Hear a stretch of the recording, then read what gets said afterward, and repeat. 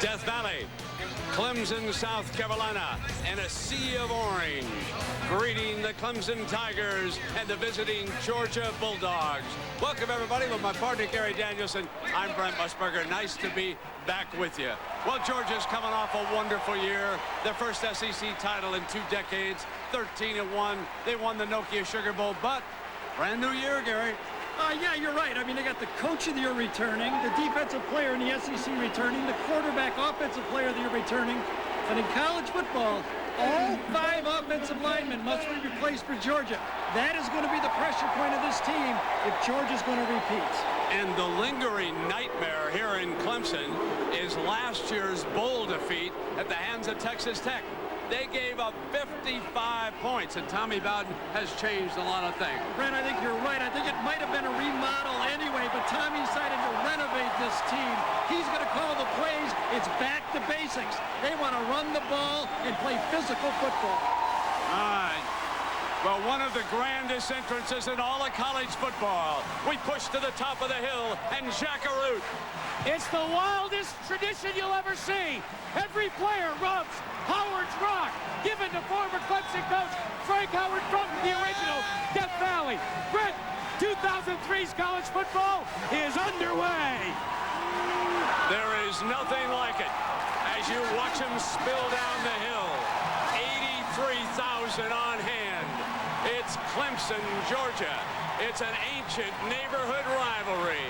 There's bragging rights, and normally this war goes right down to the 4th quarter, and here they come.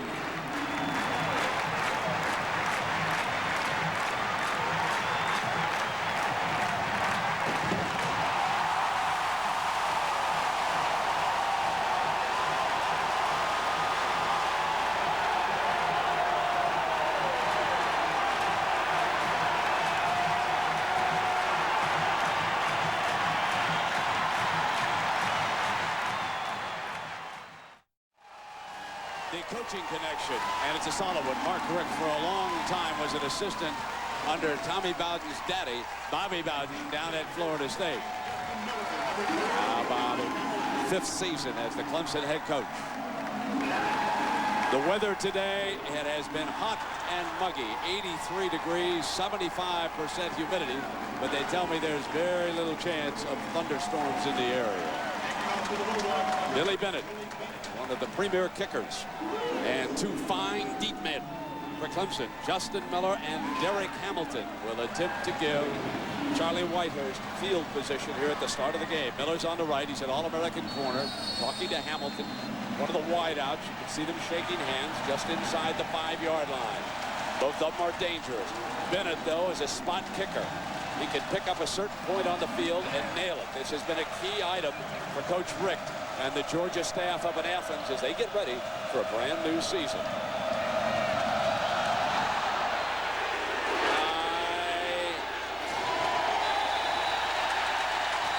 And the penalty. It had gone out of bounds before it broke the plane of the end zone. So a costly penalty here on the opening kickoff. So Bennett not pleased with his effort there. And Charlie Whitehurst will bring the offense out. And we ask him what he would like to accomplish on the first series. It'd be real nice to go down there and just, 10 plays and put it in the end zone. I think that's the biggest thing.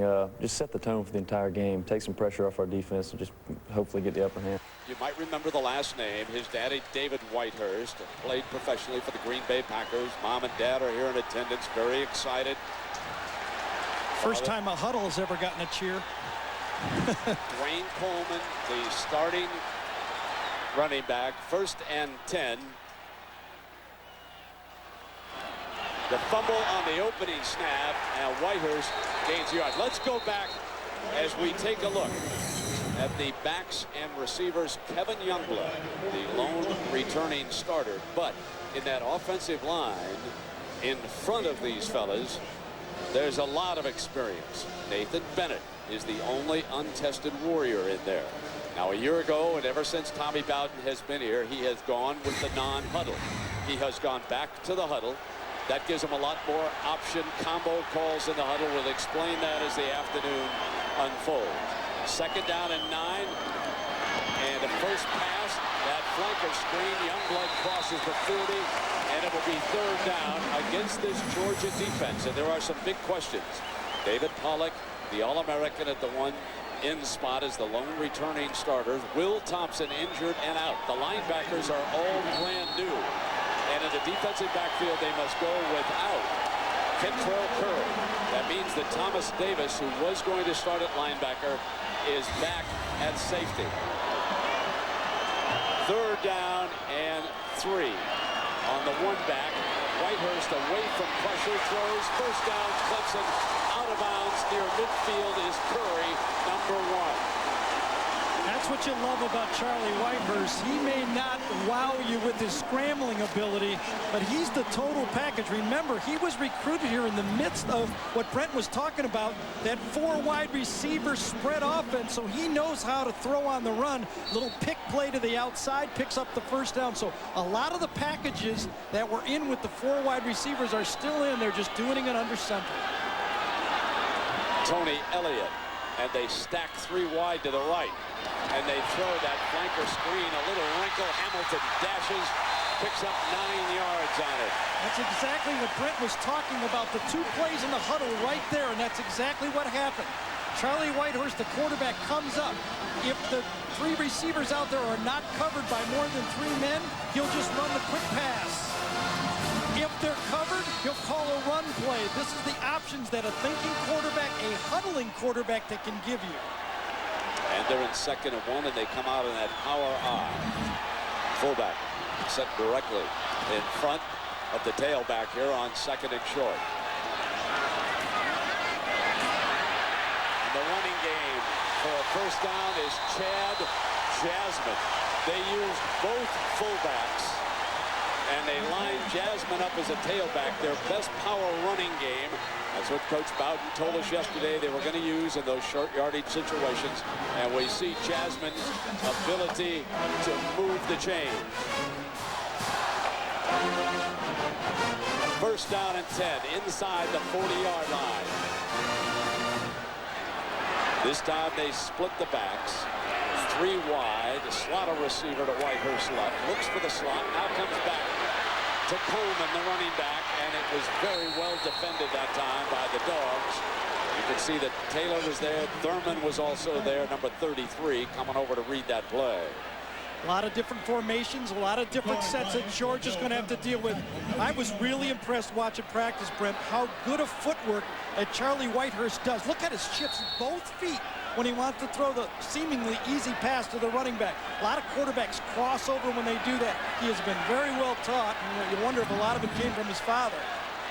Tony Elliott is back in, so it's a 3-pack, and they line up in the gun, and Whitehurst now changes up, and he'll back off in between the 2 backs. Looking at 2nd and long, he'll run out of it, and the Dogs said nothing doing this time. They storm with Thomas Davis. Thomas Davis, a very unique player for Georgia. He started at safety.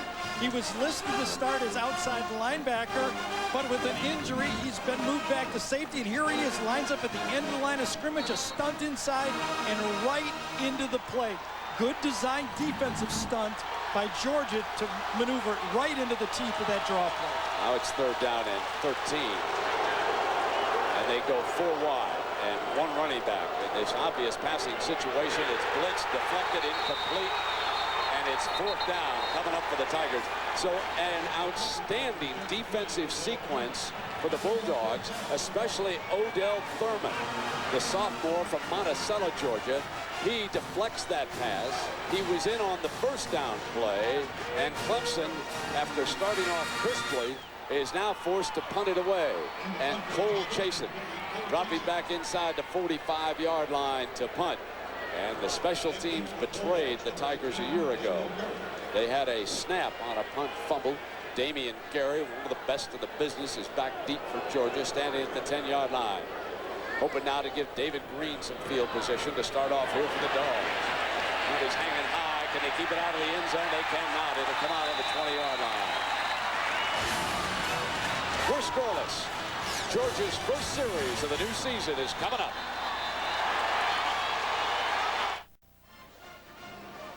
David Greene, left-handed star, and take a look, folks, at the bottom of that graphic. A spectacular record on opponents' home fields.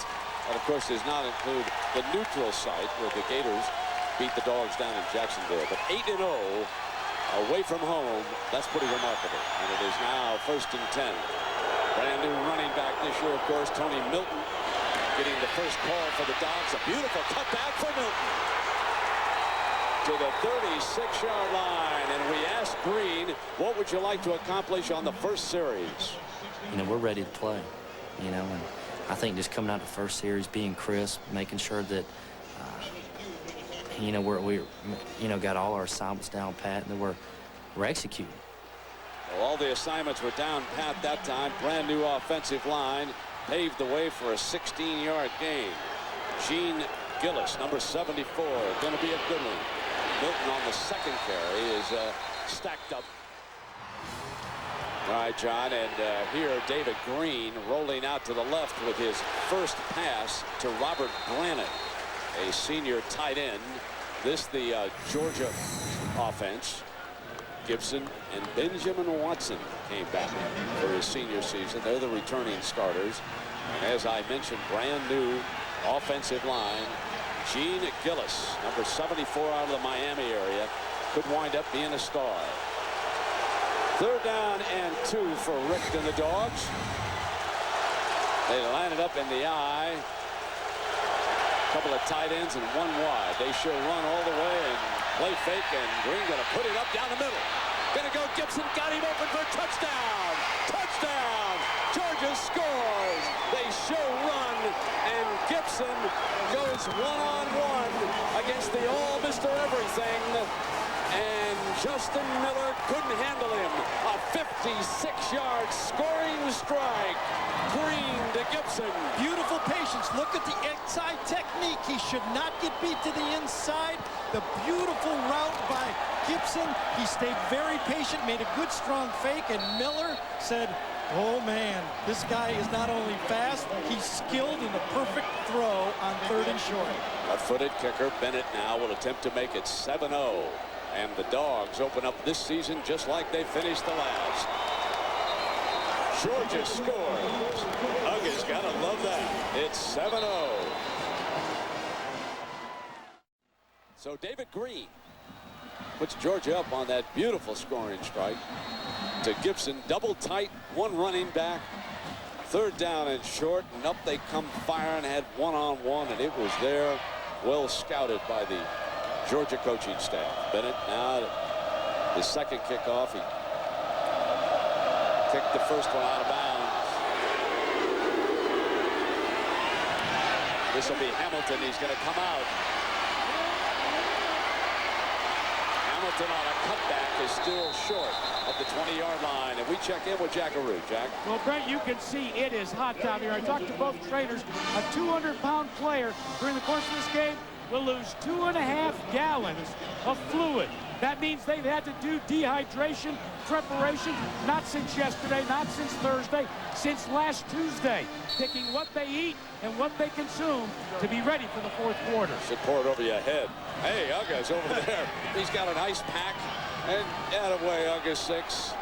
And Don't came off a little leg surgery. Jack can get us up to date with the best mascot in all of college football. Now Whitehurst rolls left, throws right, has Curry, the speedster, and he is out of bounds at the 23-yard line. The football season getting open. The pros are going to wait for the Labor Day weekend to cool down, and they're fired up on Thursday. We'll all be watching Alan John and now. 2nd down now at the 23. Run to the 26-yard line is Dwayne Coleman. And Gary, watching that run play, what is new for Clemson? Yeah, a little bit different style if you're watching Clemson football since Tommy Bowden came here. Now it's a commitment to balance. He wants to get this team to rush for 2,000 yards. Last year they were terrible in short yardage production. They already were terrible in short yardage defense. And special teams, as you mentioned before, Brent, had killed them last year. They've got to get that so it's not a negative, a positive for this football team to win. 3rd down and 4. They need to block David Pollock if they expect a run for this. They might be coming up firing, and they are. Whitehurst, short drop, fires, got it. Curry for the 1st down at the 31-yard line. Whitehurst looks sharp on that pass, Gary. Really is. He's getting decent protection. His offensive line is not really being challenged because most of the throws by Clemson so far have been very short drops, quickly in and out of Charlie's hand. He's not trying to put a lot of pressure on the offensive line, throwing very short first down type passes. Let's look for Clemson to try to air it out and move that Georgia zone, which, Brent, they like to play most of the game, a zone defense, a little bit wider on this football field.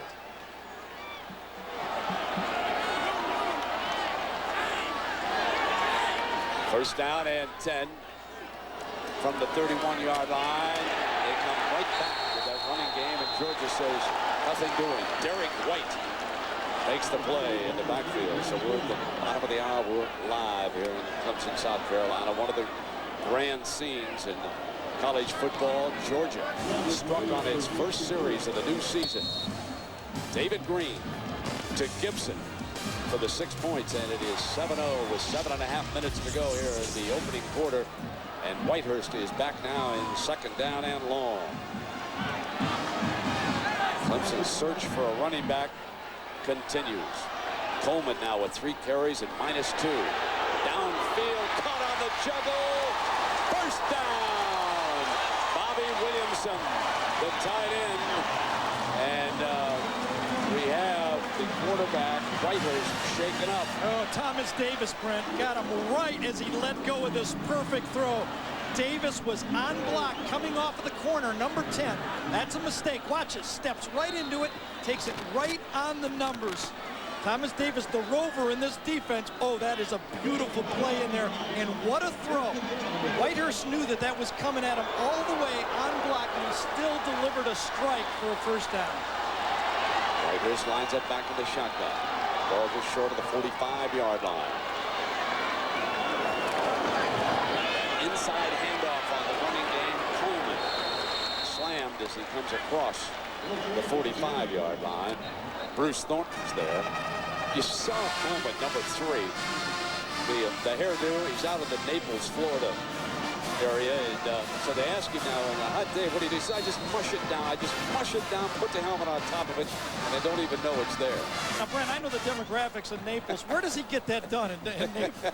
I could see it being white, but I don't know about that. Second down and 9. He was a dandy down there at Naples High School. The snap, that's a second time. Ball on the ground. Georgia's got it. Coming up with it, Marcus Jackson, a redshirt freshman from Norcross, Georgia. Recovers the fumble, and on the turnover, a short attack zone coming up for David Greene. After the turnover, snap problems for Clemson. Georgia takes over. Tommy Sharp is a returning starter, the center, but have not done a lot of snaps from under center to Charlie Whitehurst. Remember, a lot of shotgun last year. Sharp is under 6 feet tall. Whitehurst is 6'4". Still no excuse. I thought Charlie gambled also, Brett. He should have fell on the ball instead of trying to pick it up. So the Dogs come out in that double tight eye with 1 wide to the left, and Greene, 2 of 2 already today, was going to throw, didn't have any time. The defense collapsed. Donnell Washington. Let's take a look now at our Dodge defensive playbook. The olden days against this shotgun, a lot of people didn't know how to defense it, but nowadays people have got a system. 4 down linemen and then stunt with your linebackers or safeties right into these running and passing plays. That's Thomas Davis. He's hit the quarterback and he's had a nice behind the line of scrimmage tackle on a stunt. That's the new style against the spread offense.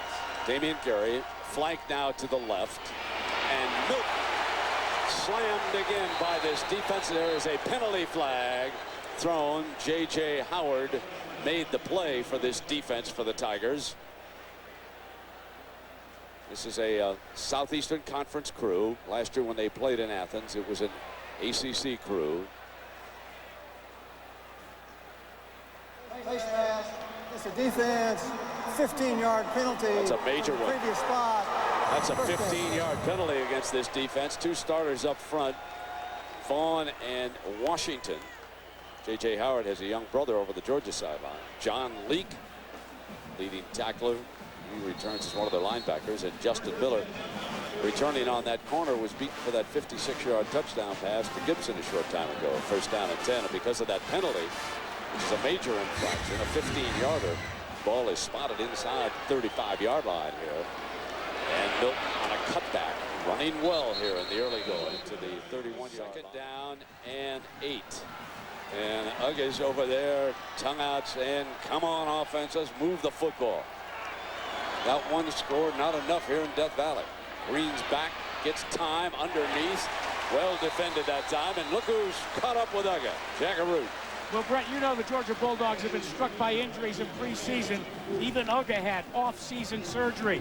He had his anterior cruciate ligament in his hind leg worked on and scoped, but he needs it done on this knee as well. He told the veterinarian, it's football time. He says, I'll get it done after the season. One of many, many injuries which have struck these Bulldogs, leaving them just a little bit thin. Now it's 3rd down and 6 for the Dogs. Greene pulls down a high snap quickly. Fires to the middle. First down. On the breakout that time by Gibson. It looked like he was going to be caught, and then he ran for another 5 yards, and the ball down close to the 20-yard line. Absolutely. This is what John Levitt, defensive coordinator for Clemson, wanted. A 1-yard pass, come up, make the tackle, and they have to at least try a field goal or punt the ball. A missed tackle causes a first down. They had the face mask for a first down, and now a missed tackle for a first down. And the ball at the 21-yard line. Here comes Milton, slashing right, crossing the 20. You know, I mentioned the injuries. Let's take a look at the fellas. Will Thompson started that defensive end a year ago. They're going to miss him. Kentrell Curry will be back. Thompson's going to be gone for the season. Fields expected back, as will Greg Blue. Some of those other fellas like Cedric Haywood apparently going to be gone for the entire season. And there, of course, we've added that injury that Jackaroo told us about down there. And no question about Ugga, one of the starters on that team. Second down now for Greene. Comes back in the short yardage situation with Jeremy Thomas, the transfer from the Air Force Academy. And what's new now for this Georgia team, Mr. Danielson? Well, Mark Richt knows, being in college coaching a long time, that things have to change. The guys leave. An offensive line, 5 new starters. Musa Smith leaves early. They've got no experience at tailback. And this year, for the first time in 20 years, Georgia is the hunted. They've been so long chasing Florida and Auburn and those Tennessee, and now everybody is chasing Georgia. David Greene called a timeout. This offense under Greene has been very impressive, and we see DJ Shockley over there, number 3, the backup quarterback, who will play some in this game. And what's impressive about Shockley and Greene is the relationship between the two. Many times you see a rivalry, but with these two fellas, they simply get along extremely well, communicate during a game, and it's nice to have them together. And I think what really helps there is Mark Richt was a quarterback himself, so he's able to speak that language to those two guys, and they understand that that's part of football. There's always 2 quarterbacks. You got to have a good backup plan. 3rd down and 4. You see the first down line there at the 11-yard line. Greene will line it up back in the shotgun. Take a look at the defense. Clemson puts 4 down, tries to crowd the box, but they drop back, and Greene going to try to run for it and not get it. It'll be field goal time for Bennett coming up as Hill makes the stop. And as the field goal team comes on the field, we have a story with the snapper. The returning snapper for Georgia, Jordan, has also been suspended from this football game, and so they've had to switch a tackle Inman over there, number 72, to be their long snapper. So Inman will snap the ball, and Bennett will attempt a 34-yard field goal to make it 10-0 here inside the 2-minute mark in the opening quarter, and he does just that. So the Dogs score on both of their possessions in the opening quarter. Clemson has made all the mistakes in this football game, Brent. Some penalties, fumbles, a missed assignment on that touchdown play. Justin Miller should never have given the inside. Can they survive this bad start against a solid Georgia football team? Now Hamilton and Miller, they're going to switch Miller over to the right-hand side now for the first time. Hamilton comes back in between the hashes. Bennett has tried to lay it off to his left into that corner. The coverage man. And Miller says, let me take a crack at it. Here he comes. For the first time, it's Miller. And he, too, is short of the 20-yard line. A penalty flag comes flying.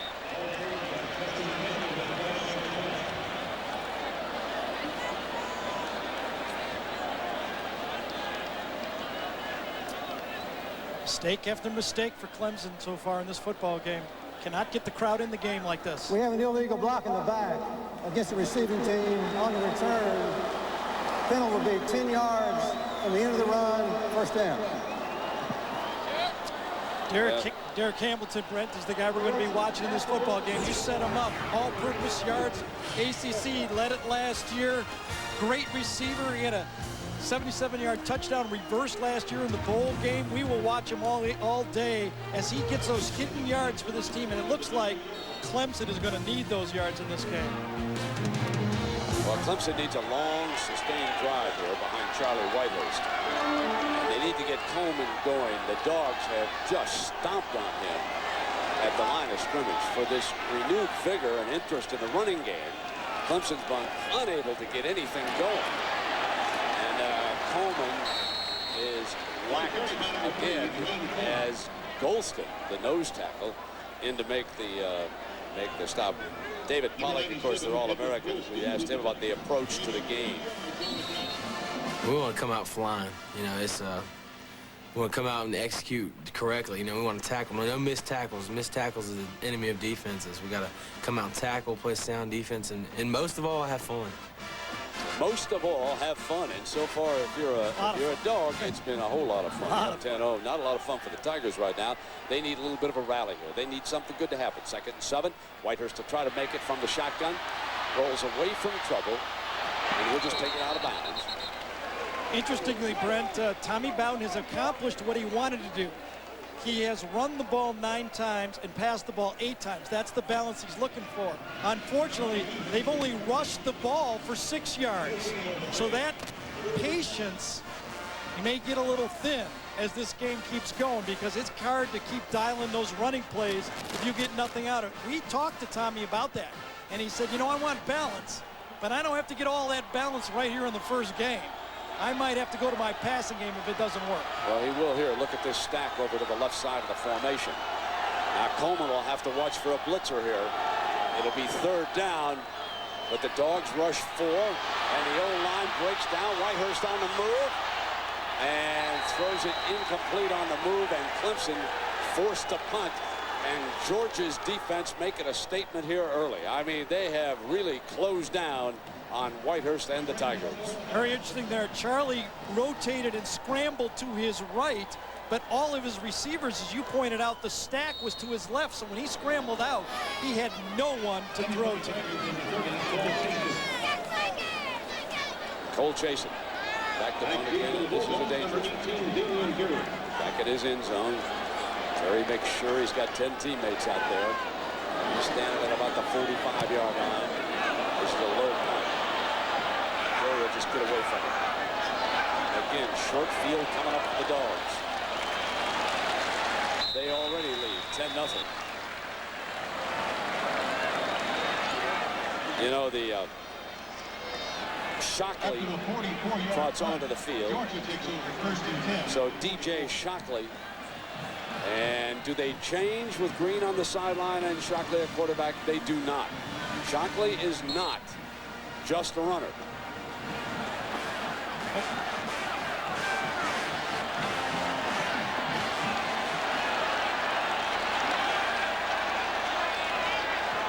With a shotgun, inside handoff now, swinging wide and outside is Tony Milton, and we asked Shockley about his reputation as a runner.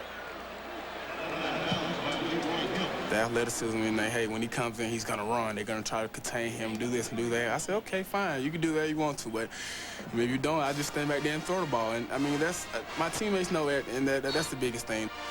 You love his spirit, and you just love the relationship between the two, Gary. He also had a big game against Clemson last year. You know, David Greene struggled against Clemson. It was DJ who ran for a touchdown and threw for a touchdown in this ball game. Here's Milton again, not much doing. picked his way for about a yard. Waters making the shot. We've come to the end of the first quarter here in Death Valley. Georgia made the most of its 2 possessions. The touchdown pass to Gibson, the field goal by Bennett. The defense did the rest, and Uga says, way to go, boys.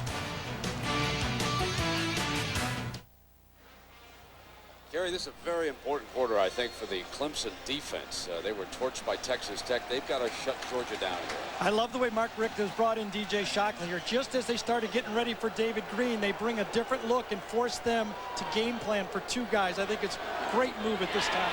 Here's Shockley as the runner. Twist, turns, first down, and a beautiful run by Shockley. Yeah, just think about that now. Georgia's starting to, Clemson's starting to get a little fatigued. Their defense has not been able to get a lot of stops, and all of a sudden he brings in another factor into this game, a quarterback with fresh legs, able to run. Everybody's been working on the sidelines on the play action pass on the running game, and all of a sudden as you get a little tired, you got to face a running quarterback. I think it's a brilliant move. Michael Johnson over on the right side.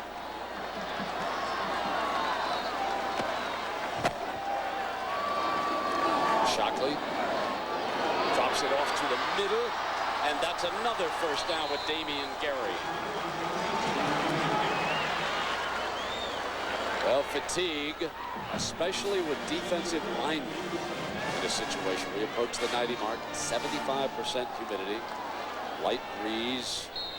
Should get up around up to 90 degrees. And of course, both the coaches came in here concerned about the effects of the hot weather. First down and 10, ball inside the Clemson 25-yard line. The Tigers looking for something good to happen here. A slashing run to the 16-yard line by Ronnie Powell. And speaking of the weather, we asked Coach Mark Richt about hot weather being a factor here today in South Carolina. Depth is the thing you need the most.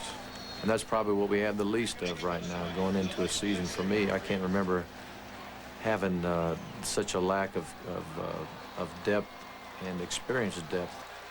It makes it a whole lot easier if you're sitting on a lead rather than trying to dig out of a hole. So if the Dogs jump ahead here, they won't be all that concerned as Powell twists his way again. Ronnie Powell has replaced Tony Milton. Milton carried 6 times for 35 yards, if you're interested in his number. In fact, talking about that depth, even though this is an all-new starting offensive line for Georgia, already Georgia has started to roll in a couple of substitutes in the offensive line, so they're also thinking long-term.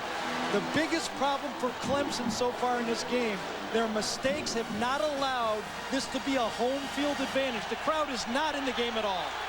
Now Milton back in for this 3rd down play behind Thomas. Play fake to him. Linebacker sucked in, but the pass is low and incomplete.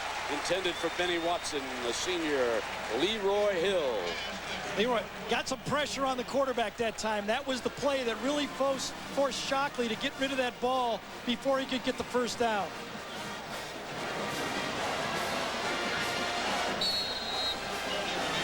Now Bennett trots onto the field. Remember Inman?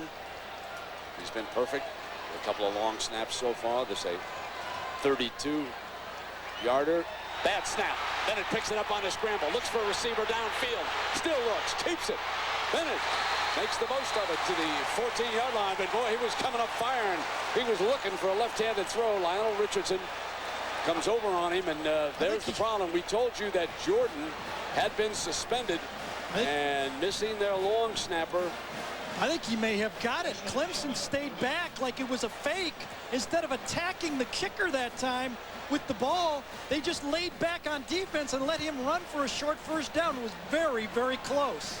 Wouldn't that be a way to get a first down? Amazing. I'm being perfectly honest. I wasn't even thinking first down. I'm glad you jumped in there on that.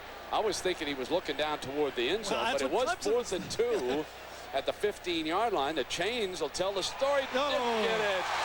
Didn't get it. They're very, very close. Clemson is backing off like he's throwing the ball deep. Watch, bad snap. We set that thing up. Here he comes out. There's nobody out there to throw to. He's faking, and now here it is. One tackle. You got to make it a sure tackle, and just drags him down. Richardson does.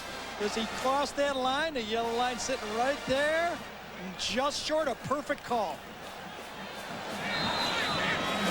All right. So a new tailback on the field, Reggie Merriweather, a very confident young man, a redshirt freshman now, as Coleman was unable to get the job done. He rushed 2 yards and 5 carries. Now we'll see what Merriweather can do as he picks his way. And the Dogs' defensive front, all over the run game. Mr. Pollock made the stop. Such a great job by Pollock right here. Watch him come inside, take an inside rusher. Watch the rip. Rips through the tackle, and with his other hand makes the tackle. Whoa. One hand strength holds off the tackle. The other hand strength makes the tackle. The Clemson offensive line is simply not cleaning this Georgia front. The Dogs' defensive line has been dominant. Give them an A so far. Shotgun. Throw the screen. Hamilton fumble. Cut in the air. The Dogs have got it inside the 20-yard line. Sean Jones, I believe, popped it out of midair.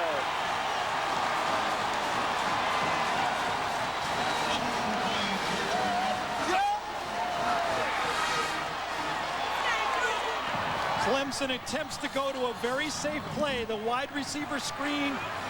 Whitehurst gets rid of it quickly. Perfect throw. Couple steps, run, helmet on the ball. Pops out free and caught in midair, just as Brent said. And boy, Clemson continues to try to let Georgia take this game away from them before they get started. David Greene returns as the quarterback. Play fake. Greene stands tall, fires, incomplete. And it was Michael Johnson, the intended receiver. Well, it's time now for our Aflac trivia question. And this week's question, who is it who kept Mark Richt on the bench at the University of Miami? Remember, Gary told you he was a quarterback in college. Well, it was at Miami with the Hurricanes. Set a pretty good screen pass as a mop-up man. He was a backup. Who kept him on the bench? Well, I know, but I'm not going to say. Georgia is a well-coached football team, Brent. Michael Johnson just ran a perfect post route. He was open by 10 yards, and David Greene threw it slightly high, but should have been caught. Tony Milton fires, incomplete. Fred Gibson dropped one. He was wide open, and he dropped it, and it is third down coming up. Well, let's go back now to the Chevy drive summary. 134 yards the first 3 drives, and touchdown and a field goal, and then that botched snap on a second field goal. Here after the turnover in the red zone, they are suddenly left with a 3rd and 10. If there is any criticism of a 2-quarterback system, you have just seen why people say it's trouble. It shows that Greene's had a little trouble getting back the rhythm. He throws a very high percentage pass to Johnson, who's inside the 15-yard line. They gave him something to work with. Sometimes just a short break on the sideline after you're in rhythm. No matter what the sport is, it takes a while to get back in it. That would be the criticism. Rick is well aware of that, but he thinks that the advantages outweigh it as Bennett trots back on the field, and all eyes now are focused on the long snapper. Remember, Jordan suspended this game. 30 yards, 72. Can he deliver the snap perfectly this time? Does. Bennett whacks it. 2 of 3. And now it's 13-0. The Dogs.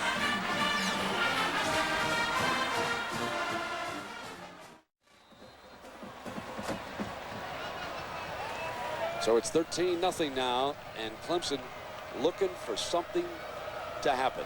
They've had only 59 yards of offense to 139 for the Dogs so far. Bennett hangs it again, and here's Miller. Running up to the 8-yard line. This time he does get across the 20. Back to 30. Almost to the 40-yard line, and almost a late hit. There's a flag. Oh, they're going to get it. There was no question about it. He came in over the top of Miller that Flag time. on the play. Thomas Davis with the tackle. Well, you'll see the end of this play, and it's pretty obvious here that Chris Shaw, I think inadvertently, trying to hustle back on the play, going all out on the effort, but no question about that. You just got to get yourself out of the way of that.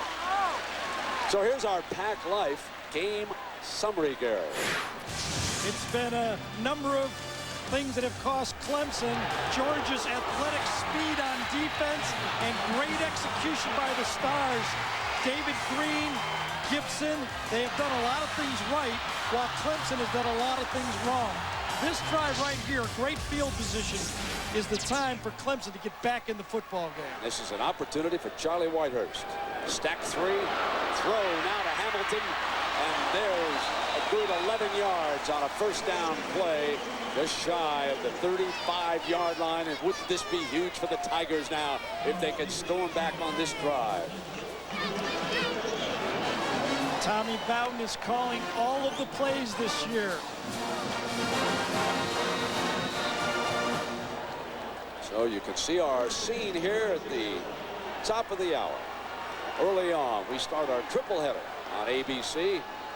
Nebraska at home in Lincoln against Oklahoma State is the second of our three majors today. Play fake now by Whitehurst, buys time, got an open man, got him inside the 20-yard line. Curry to the 11 and a first down, and the Tigers with their most impressive drive. And remember how this began with Miller's return on the kickoff, and now Whitehurst, after that 24-yard gain, has a chance. This is what the running game gives you. Even though you're not gaining a lot of yards, the play-action run with those receivers coming behind those linebackers. Georgia's linebackers are trying to make a tackle on every running play, and that time Curry was able to go in that space right behind the linebackers for an easy throw. I think Chad Jasmine, yes he is, he's back in as the tailback. So they go to the power back and they bring him behind the left side, just shy of the 10. Let's go back to our Aflac question. Remember earlier we asked you who kept Mark Richt on the bench? Well, if you said Jim Kelly, you were right on the money. Kelly, of course, went on to lead the Buffalo Bills to 4 consecutive Super Bowls, NFL Hall of Famer. So if you're a backup quarterback, well, it's not bad being a backup to Jim Kelly, and that's where Mark Richt spent his college days, down there in Coral Gables. Then a long-time assistant coach under Bobby Bowden, offensive coordinator when they won the national championship down in the Nokia Sugar Bowl. They beat Virginia Tech in a great ball game, and now Whitehurst's going to call a timeout. Whitehurst's going to talk about it here before the second down play. So we'll take a break.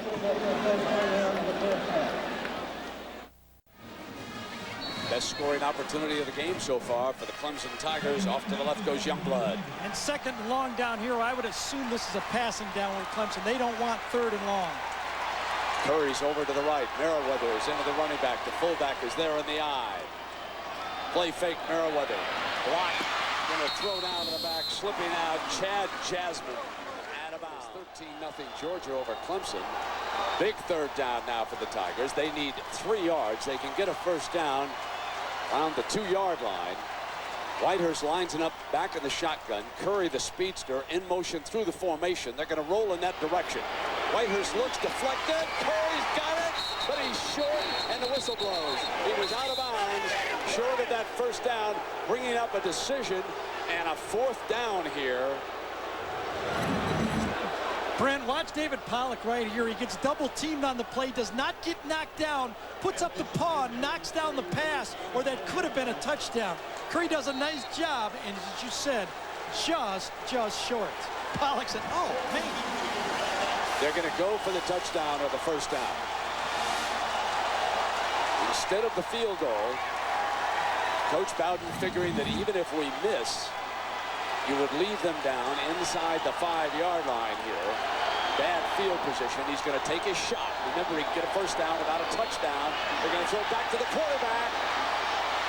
Whitehurst looked like he was interfered with.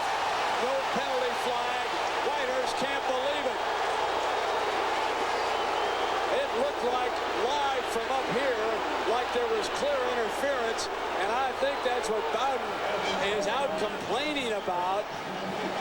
The defender seemed to lose ball relationship. The replay will tell us more of a story than the naked eye. So let's take a look at it now. Now, number 90, Robert Gethers is the guy. Remember, there is no face guarding in college ball. He has to touch him. Are you kidding me? Does he touch him? He hits his right arm. The ball hits Whitehurst. And nowadays in college football, we're still waiting for a late flag. There is no face guarding, but it looks to me like he hit his right arm just before the ball got there. On first down, David Greene in. Got Gibson wide open for a first down. Check, what did the officials say on that controversial call in the end zone? Well, Brett, they just told me that the reason there was no interference called is because the defense touched the ball first. Once that happens, the interference is over. It's a free ball, and they can go for it. Exactly where did they touch the ball they first? Missed it. They missed it. Did someone deflect it when he released the pass on the halfback? I certainly, that's what we want to check. That'd be the only place where they could have deflected it. Our truck, Bob Goodrich says, no, there was no contact down there. So let's take another look at it. Now from the start. On the throwback now by Dwayne Coleman. Clearly, no one there.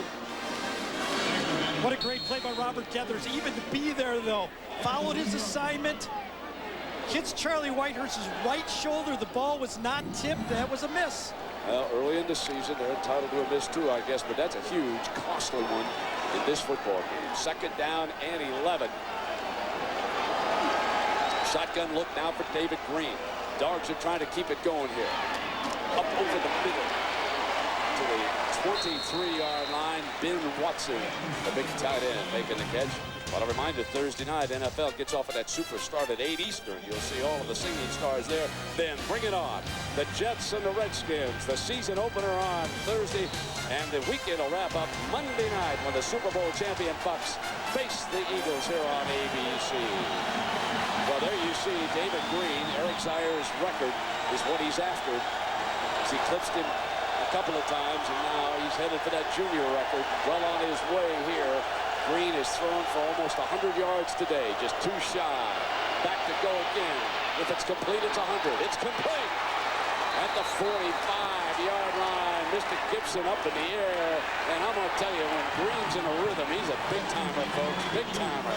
Greene is 8 for 10, and you can arguably say the two misses were drop balls. One a touchdown and one drop by Gibson. And that puts him 8 for 10 for this football game. His fundamentals, David Greene's, are so solid. Almost a coach on the field, unflappable, steps up. This is a zone defense by Clemson and just delivers the ball. He doesn't lead him too much. He throws it in the soft part of the zone. Very, very good job. And you know that offensive line, Brent, for Georgia is doing the job for him. When you read about their young, inexperienced offensive line, you find out that they were all conference, all state, all high school, everything incomplete over the middle. And Johnson was covered, and let's check in for more on Gibson now with our colleague Jackaroo. Brent, believe it or not, Fred Gibson hates football. He actually loves this, basketball. In fact, he says the only reason that he plays football is because he has a God-given talent. He says he enjoys this game much more and intends to rejoin the Georgia Bulldogs at the end of the season of football. Hey, Jack, there's no safeties whacking him. And he comes up over the middle on the dribble. Yes, sir, believe me. Anyway, here comes the handoff now across the midfield line. Ronnie Powell, the backup running back here, number 20 for the Dogs. Let me talk a little bit about Fred Gibson in the basketball and the emergence of a taller wide receiver in college football. As you watch the NBA, the norm now is 6'8", 6'10" for some of those guys. If you're going to be a 6'4" basketball player, you better be a phenom. Whereas 6'4" wide receiver, you could take advantage of your size. We're starting to see a lot of these 6'5" kids turn to football and be a difference at wide receiver, a la Charles Rogers when picked for the Detroit Lions. Brown off to the right side. Greene on a running play all the way is short of the first down. Well, we've talked about these two coaches and their relationship through Bobby Bowden, of course. Mark Richt taking over in Athens. This is his 3rd season. His bowl record is 1 win, of course, a big one against Florida State. Alma mater, well, he was at Miami. We've told you about that. But Tommy was a walk-on wide receiver at West Virginia. Some of you probably don't even remember that Daddy, Bobby, coached up there at West Virginia before he went down to Tallahassee and Florida State. Here's your 4th down, and they're going from the I formation. This is a huge play for the Clemson defense. And they give it up. Really liked the quick count that time. Clemson had to be warned by their staff not to jump off sides. It's the point on the field where a quarterback likes to draw you off. Georgia counters that with a quick snap, walk up, snap that ball, and Georgia comes off the ball, falls forward for the 1st down. So the other A that we're going to hand out here in the 1st half goes to this Georgia offensive line. Absolutely. Powell, the running back. He's replaced Milton and movement down there.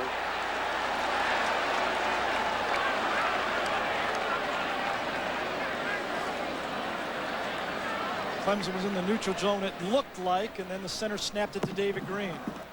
Dead ball foul, offside. Against the defense, contact made in the line, 5-yard penalty, still 1st down.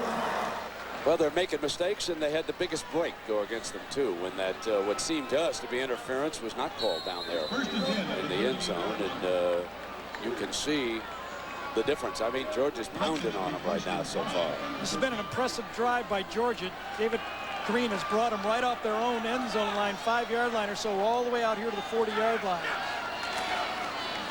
Using the fullback, he'll be short of the 1st down. You know, Gary, I can't help but say this, and I know it's early, and it's not our business, but if I'm an NFL scout, I'm taking a long look at this left-hander. I was very impressed with his physique yesterday and his presence when he talked about us. I said to him, you golf left-handed? He said, no, I golf right-handed. He said, why? And Gary, of course, wise guy, said, that's because Dad couldn't afford the left-handed club. They said, no, Dad wanted me, he said, the left hand's a strong hand, so he wanted me to golf right-handed. I was just impressed talking to the youngster. Yeah, the first thing you notice when you walk up to him, he's bigger than you thought, right? Exactly.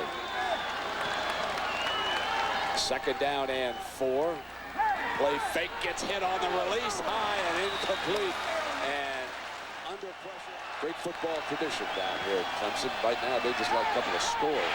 Greene's in trouble going down on 3rd down. Now let's see what Rick elects to do. A punt could bury this Clemson offense here with 4 minutes to go. Bontrell Jameson making the play for the D, but the decision's most interesting here for Rick and the Dogs to see what they might want to do, and keeping in mind that we've had 1 bad snap already, and here comes the punter trotting onto the field. Is this Gordon Ely-Kelso, the redshirt freshman out there? Or? I think it is. And I'm trying to see who the snapper is, to tell you the truth. I was looking up there in front. Back there at the snapper? Yeah, it's a quarterback. Yeah, it's Joe Tarashinsky. What a story. Yep. The 3rd-string quarterback. They're going to punt it here, or snap it on the punt. There he is. How about that for being an all-around athlete? Ely-Kelso's back, standing at his 45, and they're going to take the 5 on the delay of game, bring it back just a little bit further for the punter. So he's got a little bit more room to work with. They don't want to nail it into that end zone here at the 3:20 mark. You know, you go back, and from a Clemson standpoint, the biggest play was the non-call of the interference. For Georgia, I would suggest the biggest play was the touchdown pass to Gibson that put them well on their way. And not only that, Brent, that play really changed the style of Clemson's defense. They started out playing a lot of man-to-man, close to the line of scrimmage. And when their best guy gets beat like that, that just has repercussions for the whole defense, and they played a lot more zone since then. Miller is standing back for Clemson at the 10-yard line. Snap is on the money. Kelso angles it to the right side. And they got it inside the 20-yard line. Let's see where they're going to mark it now. No, let me check that. About the 21-yard line they walked out to. So it's only a 24-yard punt, but Clemson a long way to go. Timeout. Look at Charlie Whitehurst here, Gary. Yeah, father a pro football player. You watch this kid. He's got great street smarts. Just knows what he's doing at all time. The huddle really takes advantage of his leadership skills. And even though he's 6'4" and pretty big, he has great touch on short and long throws. Today, 12 for 14. Kyle Browning third running back. Play fake under pressure. Fires Curry. Sliding at the 30-yard line. Making the catch. So Charlie, son of David, who played for the old Green Bay Packers from 77-83. Used to duel against our Gary Danielson. Gary was, of course, with the Lions in those days.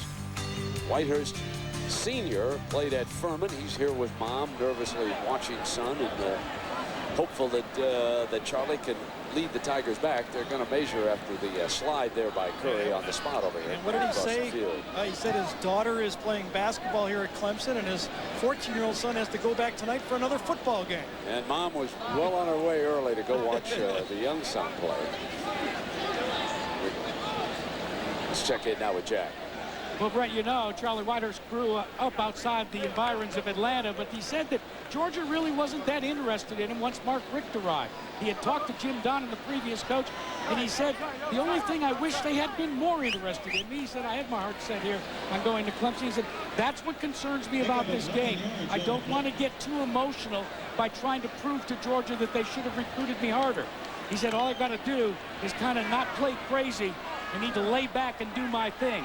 May have been a little uptight in the beginning, but he's doing his thing. Yeah, we're very close, both schools, to the city of Atlanta. Both schools recruit Georgia hard. It's a high school football hotbed, for those of you up in the Northeast not familiar. And they run off tackle, guard and tackle left side for the first down. Chad Jasmine, the fullback, out of Louisiana. Let's take a closer look now where we are. You can see we're playing up there in Clemson, just across the border in South Carolina. Athens, about 80 miles away. And then if you want to go Athens to Atlanta, another 80 miles. So we got graduates of both these great schools in the area. And a beautiful whack there on the outside by Bruce Norton, corner from LaGrange, Georgia, starter last year too. I mean, that was a hit. In fact, it's so hard. Looks like he's going off the sideline. It was two senior safeties in Thornton and Bryant, and this time a quick screen play that has been effective for Clemson was read really quickly that time by Thornton. He got his shoulder, and remember, Georgia is hurting in the backup quarter position. Let's see what happens to this. The burner for Clemson is number 1. He's to the right side of the formation, Curry. Whitehurst, under pressure, steps up, comes underneath to Hamilton for a first down, and Hamilton forced out of bounds close to the midfield stripe. So we see 1:53 up there. 2 timeouts left for Clemson. And they have given themselves a chance here, Gary, to get back in this game. They need something on that scoreboard to build on. Came very, very close. Had a bad break go against them on the last drive. Bowden's offense trying to drive again. You know, 2 scores and they're ahead if you want to look at it that way. Clemson right in the thick of things, even though they've been outplayed here. 190 yards of offense for Georgia. Tommy not too happy with the officiating now. That's an SEC crew, and you can see getting a little animated on that sideline. Got the worst of the call down to the end zone a short time ago. On first down now, Whitehurst, the front's clean, but he couldn't find an open receiver. Secondary did an excellent job. And coming up now, a reminder on the Valvoline halftime show. Might not want to schedule Northern Illinois next year. Last year, remember, they beat Wake Forest. Now they have picked off Maryland, Miami, playing the Big Ten. That's Miami of Ohio, doing a good job against them today. So the color and pageantry and the march to the BCS Bowls underway. We're on ABC and ESPN. Nice to have you along with us on this warm Saturday. Whitehurst hit, release high, incomplete, and it was that defensive front. But this time there's interference, and a derisive cheer for the crowd because they really wanted that interference call down in the end zone a short time ago. But this will give a first down. I don't know if that ball was catchable, and I think that's what they're discussing right now, is whether the ball was overthrown. Obviously, the receiver got hit, and they get the call.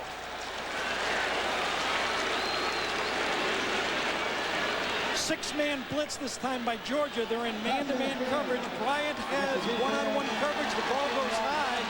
And a one-handed effort that time by Youngblood. And, well, maybe a little even up on that. That's well-deserved.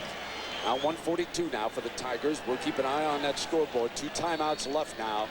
They're down to the 35-yard line, looking for something to happen. Merriweather, the redshirt freshman, number 28. He's the running back, split to the left. Big Say show splits with 3 wides now. Whitehurst on that short drop on a slant high and incomplete. incomplete, wanted to go back to Youngblood and overthrew him, and he knew it. Tony Taylor that time, the linebacker, got right underneath that throw, and I think Whitehurst did a good job of giving that ball where no one could get it. That's what you got to do as a quarterback. You've got to see the underneath coverage on those plays. Make sure that the linebackers or the safeties don't take away those throws and depend on your wide receivers to beat the outside corners. Whitehurst got the call from about the huddle now on 2nd down and 10. Sharp and E had exchange problems early, but not here in the second quarter. 2nd down and 10. Play fake Merriweather. Merriweather does a good job of blocking, but a little bit high. He's thrown high now. Youngblood, the intended receiver, and Gary just can't bring it down a little bit on the last couple of throws now. Well, he got bailed out on that one on the interference call, and that time I think he's always complaining. I love this guy. He's always over there talking. Tommy Bowden's going to say, this is too important on 3rd and long. We need a score. But Charlie Whitehurst, when his feet are working properly, he's throwing the ball accurately. You watch him in practice. Michael Kane, the fine quarterback coach here, moving both feet at the same time. When you're big, 6'4", 6'5", you want to make sure that your feet are working together. And Whitehurst does a good job of moving up in the pocket and in the pocket and throwing accurately. Lately, though, seems to have been going to the high ball, and that means the feet are in sequence, out of balance. Players take a break here in the heat and humidity, and let us check in with Jack Arute down below. Jack. Well, Brett, you know, after you, Gary, and I stopped off at the Esso Club yesterday, we were all getting ready for the Hank Williams Jr. concert, but there was something even more important taking place last night here on Clemson. It's the Ipte Garland production of Heisman. The 4 years of John Heisman here at Clemson University has been turned into a musical. Now, how would you like to see this guy sing and dance? Don't miss it. It might be coming to Broadway next. Hey, Jack, Kellen Winslow was auditioning for a role in that play the other night. You see him, the Miami tight end, First got a game. mustard on the hot dog. That's it, Jack. Attaboy, baby, down there. Hey. Yeah, I introduced Gary and Jack. Well, I had Jack there before, but had to take Gary on over for an introduction to the Esso Club. Gary pulled up and said, where do I get gas? Well, you haven't been here in 10 years, and they all still know your booth. Yeah, one of the legendary stops along the college football trail as we come to the bottom of the hour. And the pageantry in this part of the country, folks, as many of you know, because we're talking to many of you down here, you just know how important college football is. It's a rite of late summer and on into the fall. It's about as close to a religion as you want to get down here in the South and Southeast. I just love coming down to these venues. Roscoe Crosby on the field, big story there. And they throw behind Crosby. You wonder if he broke the pattern. Crosby, a baseball player, big-time prospect, has been working and improving the coaches. But you got to wonder if maybe that was a little bit of a miscommunication, because that was a bad throw behind him that time. Well, you know, that was a time right after a timeout, too. So they must have told Crosby what to do. Whitehurst had a lot of pressure in his face, and I think he just picked a spot and tried to let it go early, to tell you the truth. Good point. Now going to try a long field goal to get on the board. Here's Aaron Hunt. Number 19, Aaron Hunt. Left just inches short last year to left these two teams tied in regulation. And this one's going to be short, too. This one's yard short. This one not close, so it will stay 13-0 with 1:24 to go. And you know, the bad news for Clemson is they just haven't played very well. The good news is they're still very much in the thick of this thing at 13-0. Greene with Rick. We check in again with Jack. We were talking to Georgia before the game and asked them to name their most memorable contest in all of these Clemson Georgias, and they said 1980. That was when Vince Dooley's Dogs were 2-0 going into the game. Tigers produce almost twice as much yardage as the Dogs, but it's Georgia that comes out on top.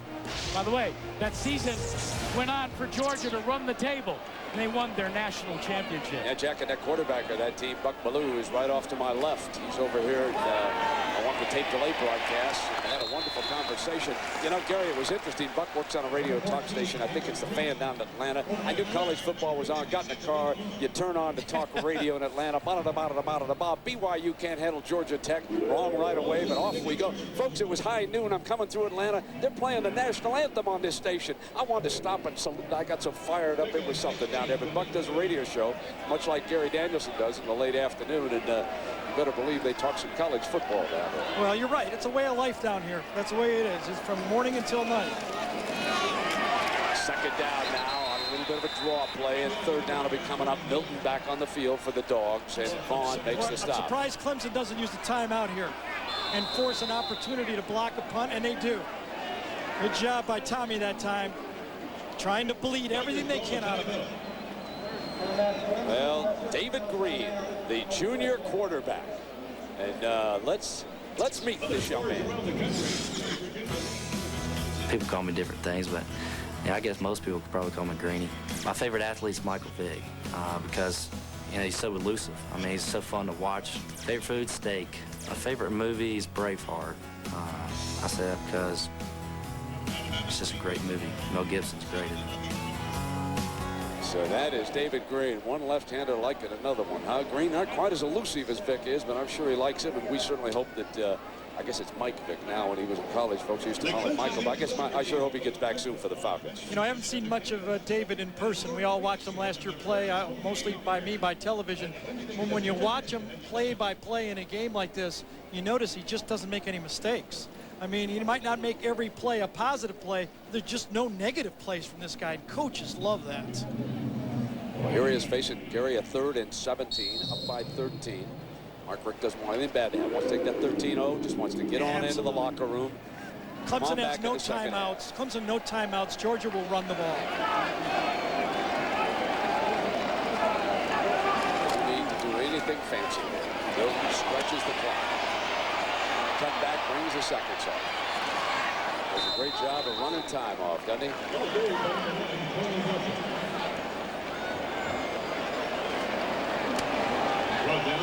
So in the first half here, Georgia rushing for 60 yards to Clemson's 8. And that pretty much tells you the story of the game. Tommy Bowden didn't have anything good happen. They didn't play well. And he's not happy with the officiating either, let me tell you. He was out now with the referee at the 35-yard line, still complaining about the non-call on interference. He cannot believe, and he couldn't believe the explanation for it either, as we check in with Jack. Well, Coach, average a grade this first half. Well, defense has really done an outstanding job, and offense has had his opportunities to make a lot of big plays. We made a few, but not enough. I'm pretty pleased overall, but we really lost some great opportunities, and it's too tight of a score right now for my liking. When you talk about how tight that score is, how much consideration do you give at halftime to changing anything? Oh, I don't think we need to change anything. We need to execute. We have people open, and we just miss them. We got guys dropping balls. We had a fullback miss a blitz that we do over and over and over. So what do you tell them with all this heat? You're going to make a mistake in the heat. Well, they're not allowed to in the game. Thanks, Coach. Coaches are not happy. There's somebody staying cool over there, huh?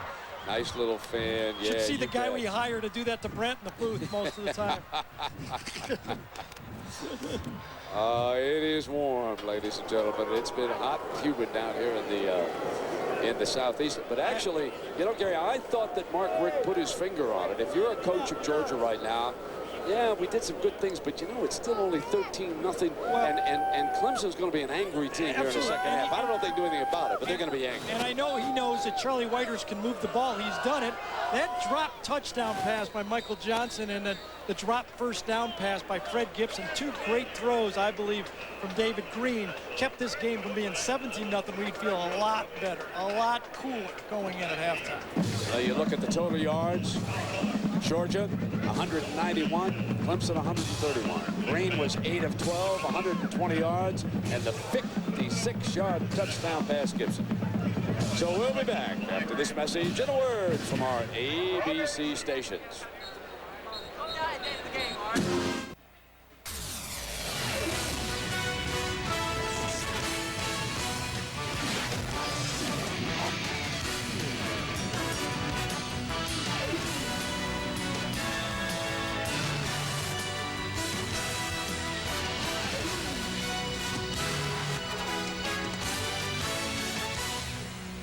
We get ready now for the second half here in Death Valley with Georgia of the SEC shutting out Clemson of the ACC 13-0 to start it off. Georgia will handle the ball with the first possession. Our colleague Jack Harut was down in the Clemson locker room, and Jack, what did Tommy Bowden have to say to his team? Brady reminded him it's 60 minutes of football, and he said, we told you before the game we need a full 60 minutes. He said, we're halfway through a 15-round heavyweight championship bout. He said, we're tougher than Georgia. We're better prepared than Georgia. He also, Brent, said it's critical that in this first series, it's 3 and out for Georgia. He says, defense, I'm challenging you to make it happen. Well, they'll have to deal with Gibson if they kick it off to him. He torched him for a touchdown, returning a kickoff a year ago. He's already gone 56 yards for a score with the ball on the tee now. And Dean will kick it off. There's number 82, Gibson, standing back at the goal line, ready to come out. Alongside of him is Bryant, number 22. Let's see what the Tigers elect to do on the kickoff.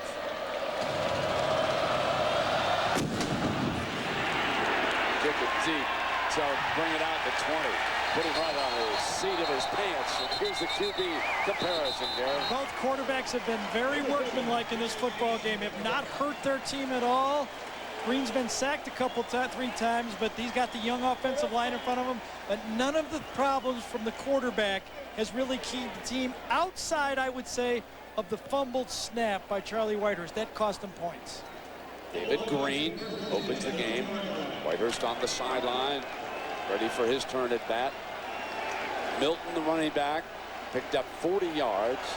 Gibson gained 104 yards on 4 receptions. Those are your individual leaders. Milton picks his way to the 24-yard line, and he's down.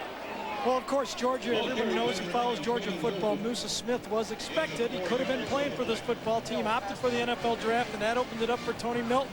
When you think about this guy, he might not wow you with his abilities and style of running, but Mark Richt says, I love him because he's tough. Just plain out tough. You know what you're going to get from him every down. Gary and Gibson, the wideouts for the Dogs. Gary's off to Greene's right.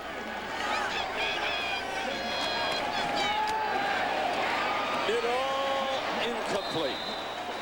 And it was well covered as Robert Brannon, a tight end, was running the deep middle that time. Yeah, Leroy Hill had perfect coverage on the 2 deep. That's where the ball was going, 2 deep. And Hill would not allow the tight end to get in the middle of that field and make the play. 3rd down. Crowd coming up to get in this one now. Leroy's urging him on. He's a junior from Paddock, Georgia. So many of these Clemson players were recruited over in Georgia. 3rd down. Clemson's been almost exclusively zone on 3rd down, and they're in zone again. Stay at a base 4-3. Don't blitz. Greene stands tall, throws high, and 1st down. Reggie Brown right in the hands with that 3rd down pass. Not much pressure on Greene. He stood tall in a 23-yard gain. See the corner up here. He's going to stay up and play short. Here's the safety back here. It's the classic deep 2 deep zone, and David Greene does a nice job of throwing it over the short guy and in front of the deep guy. Perfect touch on the deep ball. Boy, that's big time. That is fundamentals, and that's well taught by the quarterback.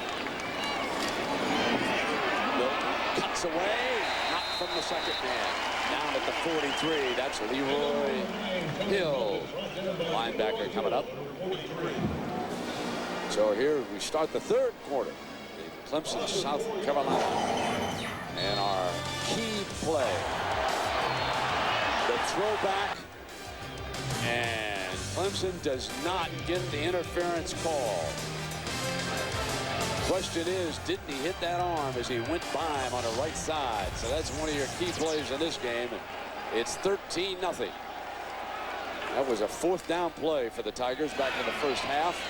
Milton running hard, getting back just past the original line of scrimmage, and Hill has been all over the place defensively in this series. He sure has, covering the tight end down the middle, stopping the run game, plugging the middle there. But Clemson linebackers must be active. They got some guys up front at Pluggett, Washington, and Pope. But the Clemson linebackers, a bit undersized, 220, 225, have to make plays sideline to sideline. On 3rd down, the Dogs are 4 of 10 in this game. Here comes their 11th one right now. And here comes this guy right here, too. They show a little pressure on the outside. He's picked up. Greene looks back to the open spot. What a beautiful read, knowing that that spot for Ben Watson would be there with the man coming hard, and it's 21 yards. You have got to be impressed with David Greene and the read on this play. Absolutely. You could see it up in the box, but it's easy up in the box. The guy comes off the corner right here. He sees the guy come. That opens up that area against the zone blitz. You're throwing against a defensive tackle out there, number 96, Washington, and that's an easy pitch and catch. A little bit of gamble by Clemson, and it comes back to bite him. David Greene has not missed a fundamental decision all game. Inside the 35, Milton slashes just across the 25. And, you know, Coach Richt said this about having David Greene on the field at quarterback. He does so many little things in the course of a ball game that are so subtle that the average fan doesn't really see it, whether it's just telling a player in the huddle what he does on an assignment, or getting us into the right situation or out of a bad situation. And he did exactly that. Absolutely. That's exactly what happened on that play. He neutered that blitz by getting rid of the ball right in that area. Second down and 2. And the tight end through the formation as an H-back. Run the backup running back, Ronnie Powell. And they move down there for what appeared to be a first down. We'll see where they spot that football. Remember in this I believe Clemson, they're going to bring him out. Let's check in with, they moved the chains on it. Absolutely. Let's check in now with Jackaroo. Well, Brett, Mark Richt says that when a quarterback first came, David Greene was on a need-to-know basis. He told him only what he needed to know to perform. Then he said he started to talk to him about how.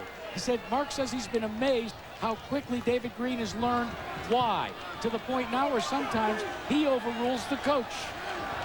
Yeah. Now he's saying, what the heck's that call? How, why, what? All together.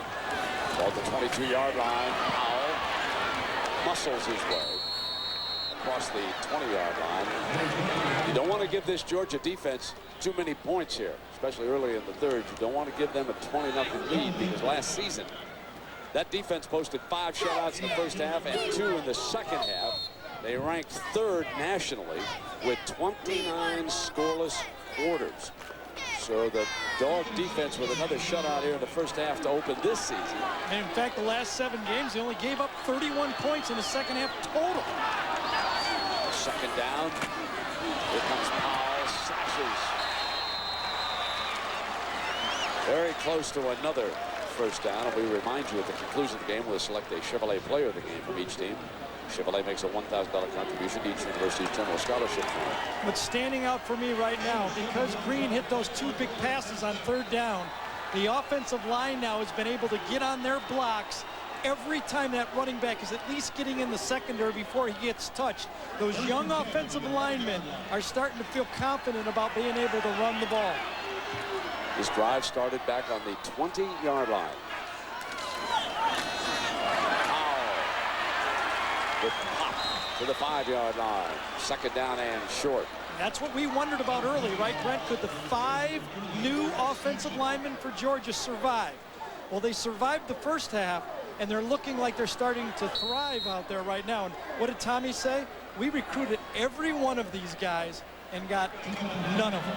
And so they're pretty good football players to begin with. Inman, Brock, Tanner, Miller, and Gene Gillis.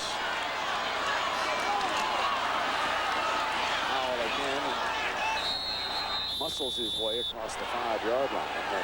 Clemson only had 10 men on the field that time, and actually had a guy in the offensive backfield.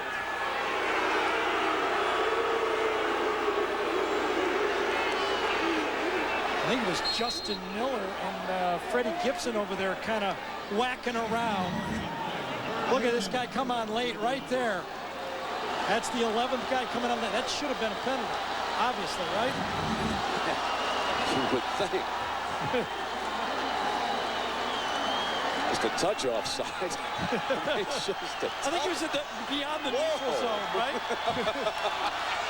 We're on 3rd down. Milton back in. And this is going to leave a decision.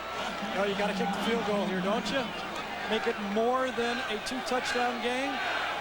Well, it's 16, but it's still 2 touchdowns if you go 8-8. Mark Richt loves to gamble, doesn't he? Well, I think the two-point conversion may be weighing on him over here. The worst you can do is tie. Pick up a first down. And 2. He can get the first down. He shows the power eye. Tony Milton. Play fake. Greene throws. Clemson football. The Tigers make a stand. A 75-yard drive, but Georgia cannot gain the last 5 yards.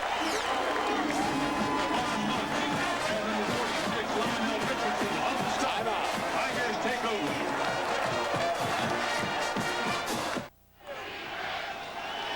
Justin Miller right here has put some pressure on David Greene. He shakes the tackle from the corner blitz on the short yardage play. Gets the ball to his tight end, but a real sound tackle by Richardson keeps it short of the first down. Now, can Charlie Whitehurst and the Tigers do anything with it? Deflected, incomplete, 2nd down and 10. And, you know, we'd like to show you a new stat, an out-of-whack stat, if you will, something that just doesn't seem right at all. Yeah, we came into this game saying Clemson wanted to rush the ball, but what's out of whack for them, they've attempted 12 rushes for 7 yards. Their longest of the game is 3 yards from tailback by Coleman. That is out of whack and why they have no points in this game. Now, who would sponsor out of whack? Out of you whack. know they'll sell it. 2nd down and 10. Let's you and I get out there and sell it before they do it, okay? Chad Jasmine checks in now into the tailback spot. He's the fullback. They've used him several times in there. Chad, a powerful runner, just kept on going. That's why they use him. Out now to the 9-yard line where it'll be 3rd down. Jack? Well, Brent, I think Tommy Bowden might have seen that out-of-whack stack because during halftime, he also talked to his offensive lineman. And Gary, he mentioned about the importance of sustaining the block, not only on pass protection, but he called it finishing on the run plays as well. He says, look, you're better conditioned than you've shown in the first half. You're tougher. Just go out there and show it to us now. 3rd and medium, nickel back, 5 defensive backs in for Georgia. Rush 4, Whitehurst in trouble. Going down at the 2-yard line in the arms of Robert Gathers, who has replaced the injured Thompson on that rush-in spot. And he just powered past his tackle that time. And it's a second big play by Gathers. Whether it was interference or not, at least he was in the area to prevent an easy touchdown for Clemson. Nowhere to go with the ball by Whitehurst that time. He was forced to eat it. That's one you have to throw. Your line was expecting a quick pass. The ball needed 1, 2, 3, and throw it. He couldn't afford to hold on to it. Mistake by the quarterback cost him a sack.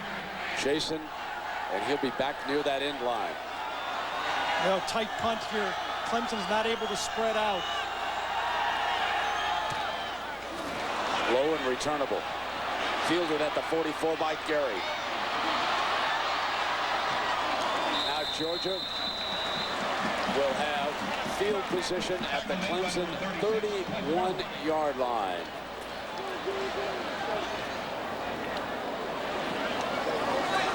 Well, a reminder that ESPN's Playmakers continues Tuesday. The Cougars are chosen for random drug testing. Playmakers continues Tuesday at 9 p.m. Eastern and Pacific on ESPN. It's also available in high definition on ESPN HD. Watching any of that high definition TV yet? I got one of those TVs. Thanks to ABC Sports, I guess, right? Absolutely. It is Shockley. real good. In at quarterback, DJ Shockley. The quarterback draw, running out of the shotgun formation. He's across the 25-yard line. It'll be 2nd down and short. So Shockley will attempt to finish off a drive here. Well, last time Georgia had the ball, they very successfully moved the ball down the field. David Greene made 2 third-down hits. They were able to run the ball. Milton inside, get in position, but on 4th down, Mark Rick said, don't want 3 points. I want to go for 7 points. Put this game away. Didn't get it, but you know what, Brent? The stop by his defense put him in field goal range already. Powell. The junior running back twisting into the arms of Jamison.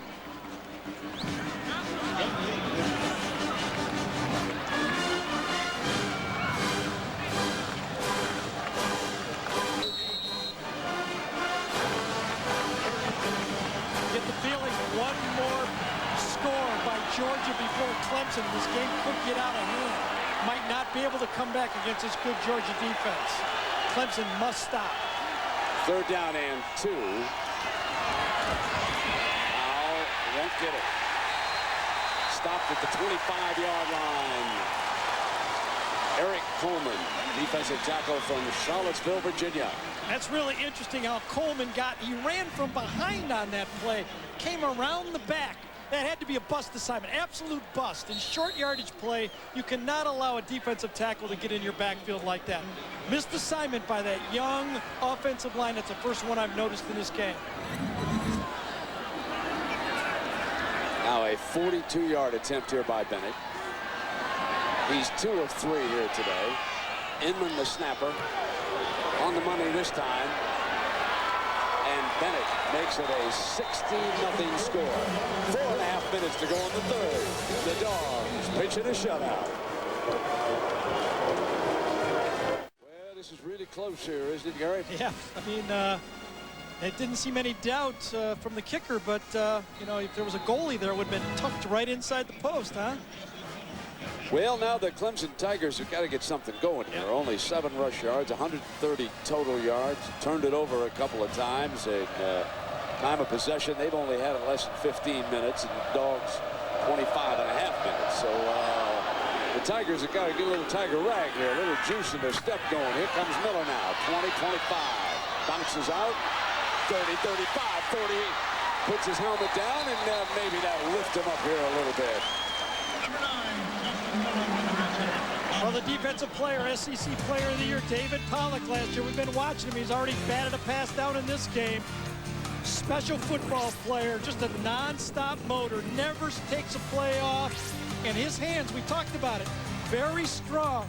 Rips through the tackles, makes hands, one-handed tackles, and great balance. Very, very difficult to knock off his feet. You can see the top sack masters. They've moved on to Sunday ball. Not Mr. Pollock. He's a junior there in Athens at 14 a year ago on a 1st down. And that running game, Coleman.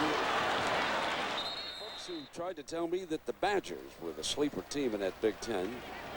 I wonder who that might have been. 2nd down now, and they got their hands full up there in Morgantown with those Mountaineers. Short drop, Whitehurst, low throw. 3rd down, coming on. And Jackaroo. Brett, 1948, a little college named Presbyterian College was scheduled to play Clemson. And their coach told the local media that, yeah, we're going to go up there and play Clemson in Death Valley, and we're going to get killed. Since then, Frank Howard said, well, I like that nickname, and he introduced it here. And then Tommy Bowden says, gee, I wonder if we can reschedule Presbyterian next year. Yeah, along about right now, he'd like to exchange Georgia, although it does come to an end. It was a 2-year contract between these two. 31-28 thriller last year, won by Georgia.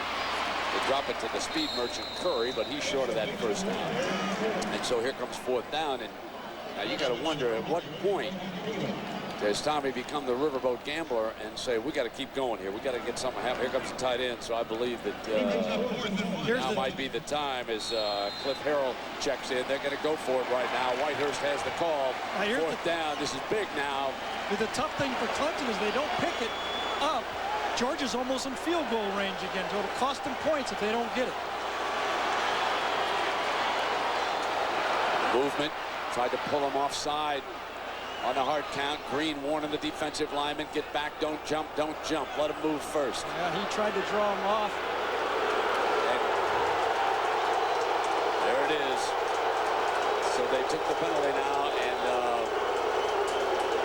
I guess I'm somewhat surprised that they didn't run a play in that situation, but Tommy tried to pull him offside with a hard count, and then now he'll go ahead and punt it away. A little more conservative approach here, but down 16-0, they got to have something happen. They can't be giving this dog team another chance to come the length of the field, man. You're outgunned in this. Daddy to come up with one of them fumble-rooskies. Well, they went with it that one time on 4th down. Could have got a touchdown out of it, obviously, with the call. This time he says, I don't know, it's a little too early to pull the trigger. Clemson only has 10 men on the field. 10 men out there on this punt team. They're going to have to take another penalty. They don't want to burn a timeout. Will they go with only 10? They're going to go with 10. Somebody's got to be salivating, man. Somebody's looking for a gap. No, they got to set a return. Just take the ball. Wow. Their catch at the 11-yard line by Gary. 16-0. Georgia over Clemson.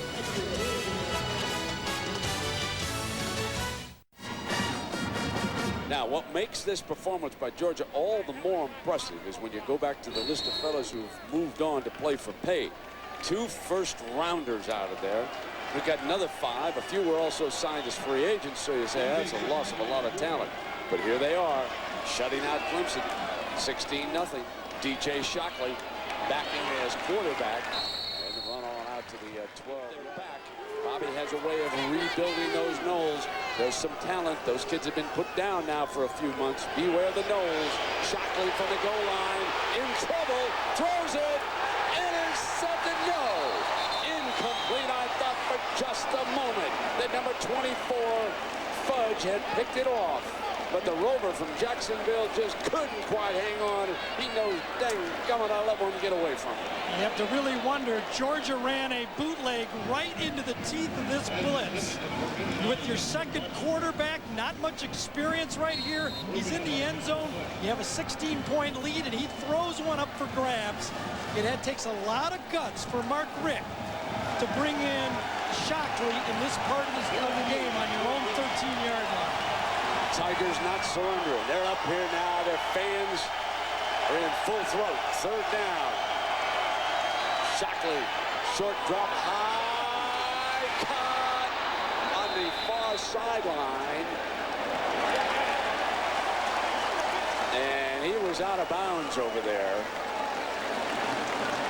The cap comes off. See, when the official throws a cap off over there, that's the indication we got somebody out of bounds over here. Now the dogs are protesting over there on that far sideline. Stay with it. The dogs are over here now. He's waving it off, and Mark said, was he forced out? Can he come back? He said, see, he was pushed out. My man's free to come back now. Running the fade, Gibson is to the outside, gets a slight push. His momentum carries it out. He catches the ball and steps out at the same time. His left foot was on the white line when he caught the ball. No question about that call. Well, there's the, how about a third-string quarterback? The long snapper on the punt, Terry Shinsky. Eli Kelso back in his end zone. Will the Tigers storm the walls this time? They don't show it. Trying to come off the corner, though. Now they back off. Rush 7. Now Miller, fair catch. At the 45-yard line. Short field for Whitehurst. 140-16-0 Georgia. Coleman. Run out of bounds at the 49-yard line. When you're thinking about the BCS championship game at the Nokia Sugar Bowl, Michigan's got a chance. Now, they've lost 2 in a row to Ohio State, but this year the game is in Ann Arbor. So the Wolverines are a definite contender. They've got some veterans back. They've got John Navarre back. Now we got 2nd down and 6 for Whitehurst. 2 receivers in the same spot. Broken pattern. He throws over him, and this offense is starting to look a little clears. Get the receiver underneath, but Georgia was all over it. There you see the difference between the 2 lines. Georgia with 41 starts, they only got 15, and Georgia with 3 over 100. Here's the 3rd and 6. Short drop, slant pattern for the first down. Put it right in the hands of Kevin Youngblood, the graduate from Jacksonville, Florida. More of their possession receiver, Youngblood is. Big, 6'5", rangy guy, doesn't have blistering speed. Great size and very good on that play. The slant pass is where you use those big, tall receivers to shield away from the quicker corners. The Georgia defense has not given up the big play yet today. Whitehurst is 17 of 26, 141 yards. But this dog defense keeping everything right in front of them. Now Whitehurst inside the 40-yard line. Another opportunity from the gun. Going to go long. Curry incomplete. He overthrew him, and not even Curry could run that ball down. And they were bringing the safety back over the top. to help out on the corner on that side. Bit of a trick play that time for Clemson. Tommy went for the whole thing. They faked the wide receiver screen inside, and the man who usually picks for that play, the slot receiver, ran a wheel route and out and up down the sideline. Georgia just stayed in the zone. Brian Van Gorder, the defensive coordinator for Georgia, comes from that Miami system. 2 deep safeties, play everything in front of you, and let those linebackers and defensive linemen make the big plays up front. Carries a slot man, 3 wide, 2nd down and 10. Here's Coleman behind the left side. Gets a good block. Short of the first down. Coming down to the last 45 seconds of the 3rd quarter. And Georgia shutting out Clemson 16-0. Hot muggy day. The Tigers looking for that home run ball. And we'll see if they can get it now by sending Chad Jasmine back in as one of the backs. Slot right.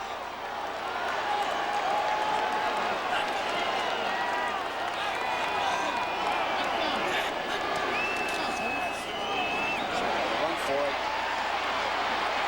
Fine run by Coleman, his best of the game. First down. So the 5'10" sophomore squirts through, and there's a Georgia player injured on the play and down at the 25-yard line.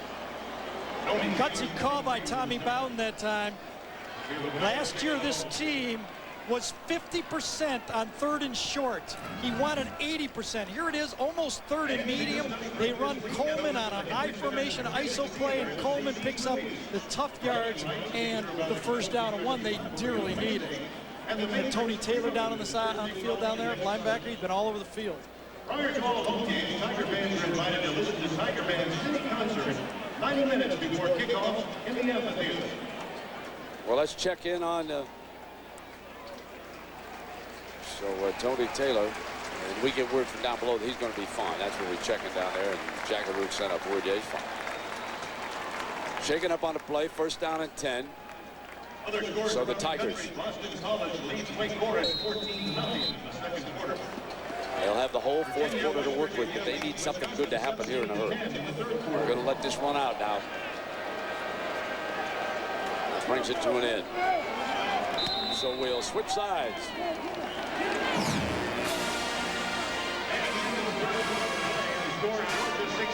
We're back after this message and a word from our ABC station. Clemson thought about it, talked about it, and decided let's go on 4th and 8. Huge gamble. It was the left tackle who was shaken up on that play. Back up, though. Henry's there.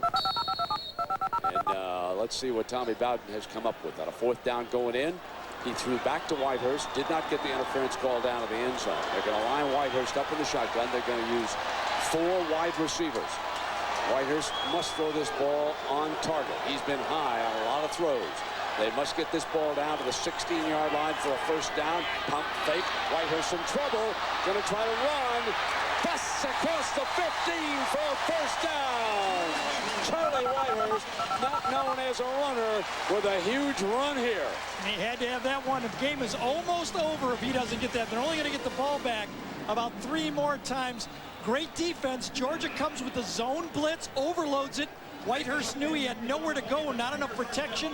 But when you rush 6, there are holes to both throw and run. And Whitehurst picks it up against the zone blitz with his feet. First down and 10 inside the 15-yard line. Crosby on the field, but they run Coleman across the 10-yard line. Crosby and Curry were the 2 wideouts that time for Clemson. And now Tony Elliott brings the play in, and he replaces Curry. So they bring in another tight end to help out here as Williamson is in for this 2nd down. They need a touchdown and a 2-point conversion to put them within 1 score. It's 16-0. 2 8s would equal it, but they've got to have 1 here. They've got to get it going. The Georgia defense been outstanding all day. Coleman trying to run free short side, won't get far. Hog tied at the 7-yard line. Sean Jones, who's played a whale of a game from that safety spot, the junior out of Atlanta. I'll tell you, this Georgia defense just does not make many mental mistakes. You move the ball on them, but they're in position. They haven't had a big play against them all game, and you have to earn every yard of them. I mean, Coleman runs. You think he has a nice run. He gets 4 or 5 yards all the time. Nothing big has happened against this defense. Hamilton, who's caught 5 balls today, back on the field for 46 yards. Youngblood caught 2 for 19. He's out there, too. 6 on the clock now. Working against the clock. Down to 2. Snapping in time. Whitehurst looks middle, covered. Down at the 10-yard line. Here comes 4th down again. And David Pollock with a penalty flag down. Hold on, we got a penalty flag.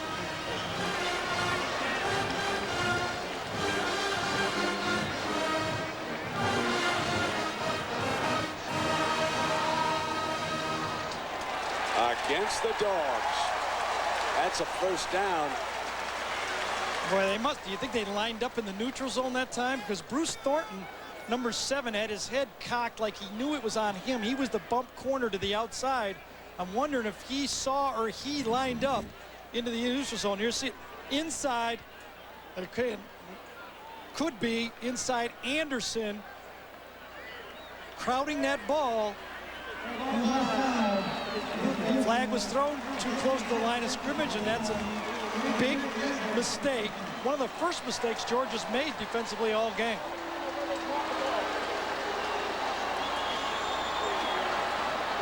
You know, it was a half the distance penalty, so they're bringing those chains out right now.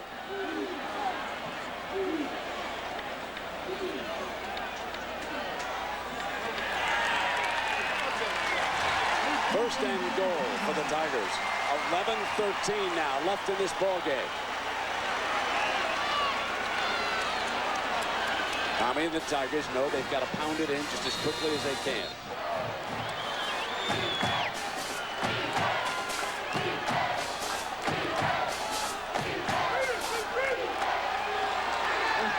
The big back, Jasmine, will line up at tailback. They show the power run formation. They think they got the offense to break. Pollock got the tight end to pick his hand up, I believe, on that side with that flinch. Bobby Williamson was over there on that side, and I believe he flinched on the Pollock move. Have a dead ball foul. False start. Yes, it was. So credit the veteran Pollock. Now watch this action. Watch 81. Watch him come up. There it is right there. Now, Pollock could have entered the neutral zone, and it could have been called either way. The tight end's allowed to shift, but Pollock just took charge of the situation and almost forced the call on Clemson. Very, very smart football player, David Pollock.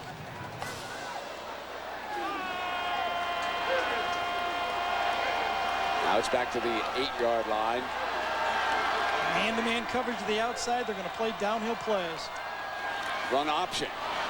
Whitehurst to try to run out of trouble. And sacked back at the 15-yard line by Sean Jones again. We check in with New York in an update. John, it's 16-0 Georgia. Clemson making mistakes again. It is 2nd and goal. Back on the 15-yard line. They need a clean front and got to get it in the air. Short drop, fire slant. Helmet came off, but the ball was caught at the 10-yard line by Youngblood. Georgia's really comboing that one receiver to that side. The safety of the corner are playing in and out coverage on him, and that had to be a perfect low throw or it would not have been completed.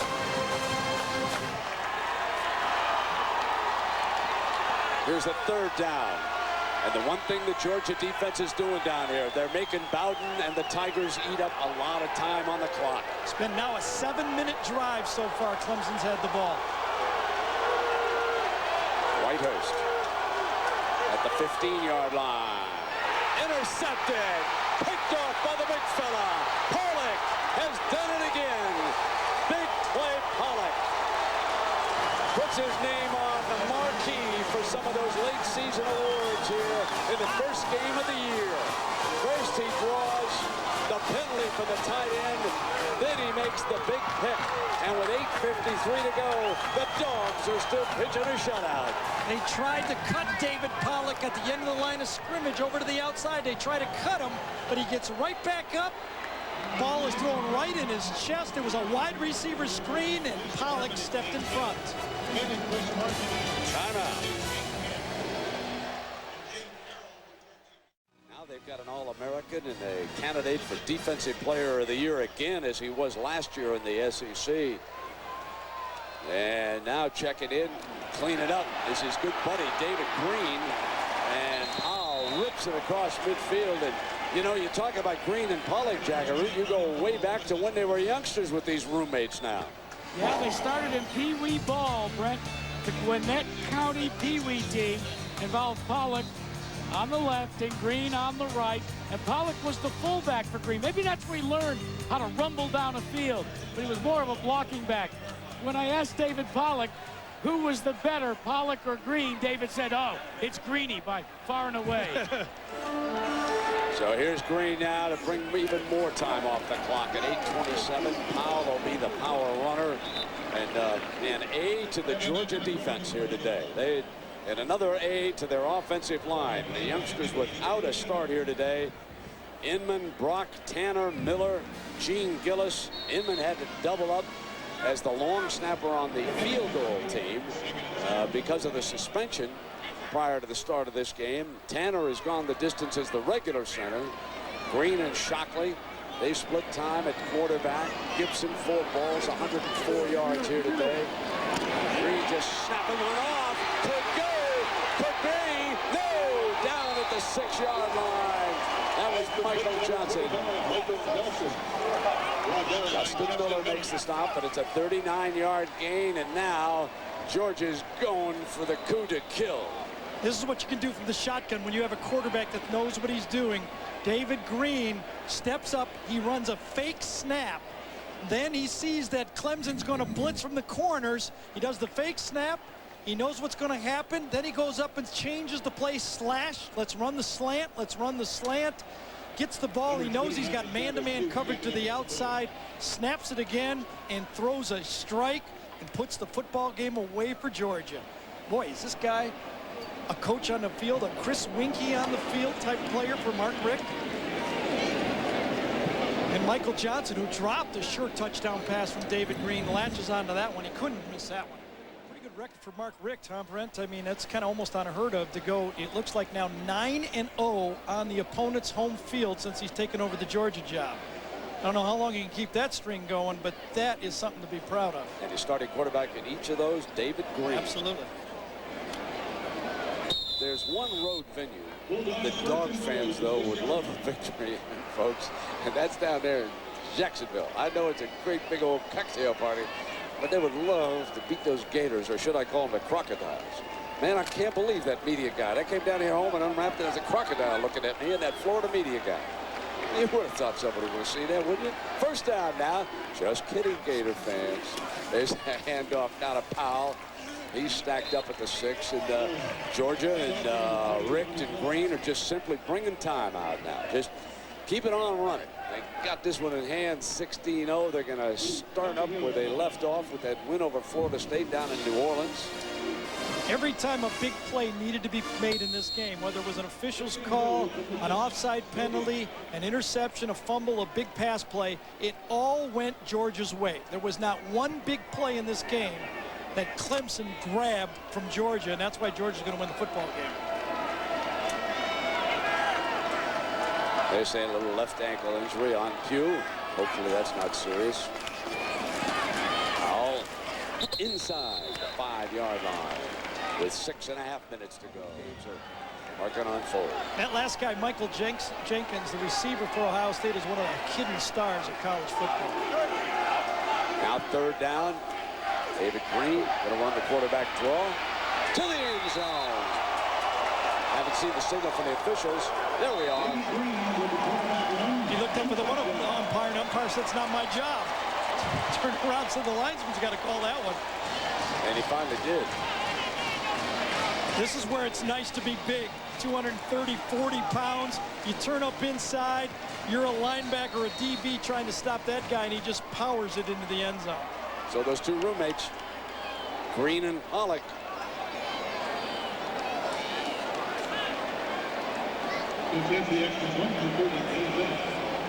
So here comes Bennett. I just like to say right now, I didn't see his name mentioned much. I think David Greene is a legitimate Heisman Trophy candidate.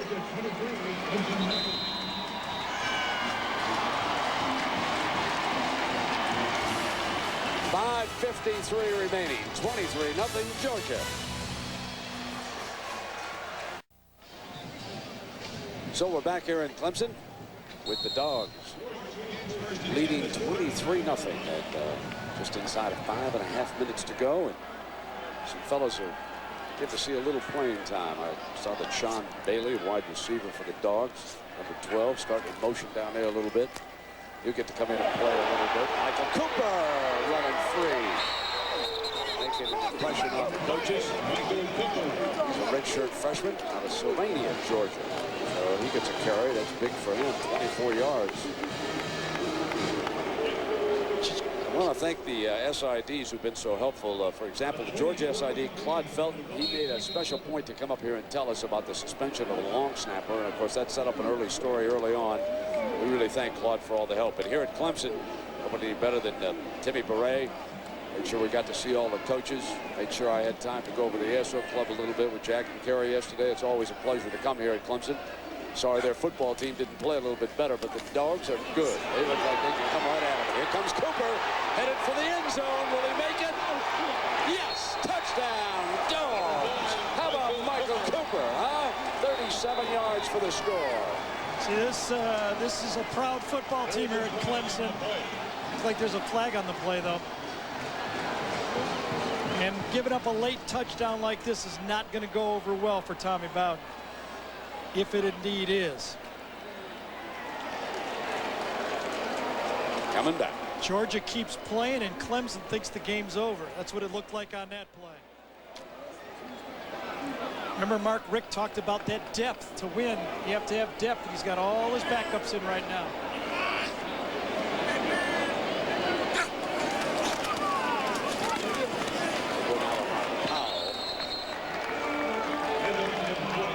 Well, we got a moment. Let's thank some folks. The executive producer of ABC Sports, Mike Pearl. Nice to have Mike with us now. And, of course, he's down in the truck with Bobby Goodrich. The senior producer of ABC Sports is Bob Toms, the coordinating producer of the game here today and the producer of all our action the rest of the way. Bob Goodrich lives in the Atlanta area, and our director, Larry Cam, used to live down there. We got a lot of Atlanta folks down here. Nice place to live. Mata Poling, associate producer Drew Kaliski, associate director Brian Fay, production manager Christy Bravey. Come up with the good chairs. Way to go, Christy. Technical manager Mark Towie. His nickname's Maui. Our studio show was produced by Tim Weinkoff, directed Calvin Haywood, TD, Kevin Bierman, and the director of production, Mark Loomis. He'll be bringing you that Ohio State Buckeye game tonight from up Columbus way. Well, the Dogs were too good today. These Dogs are going to be a factor again at tough SEC conference.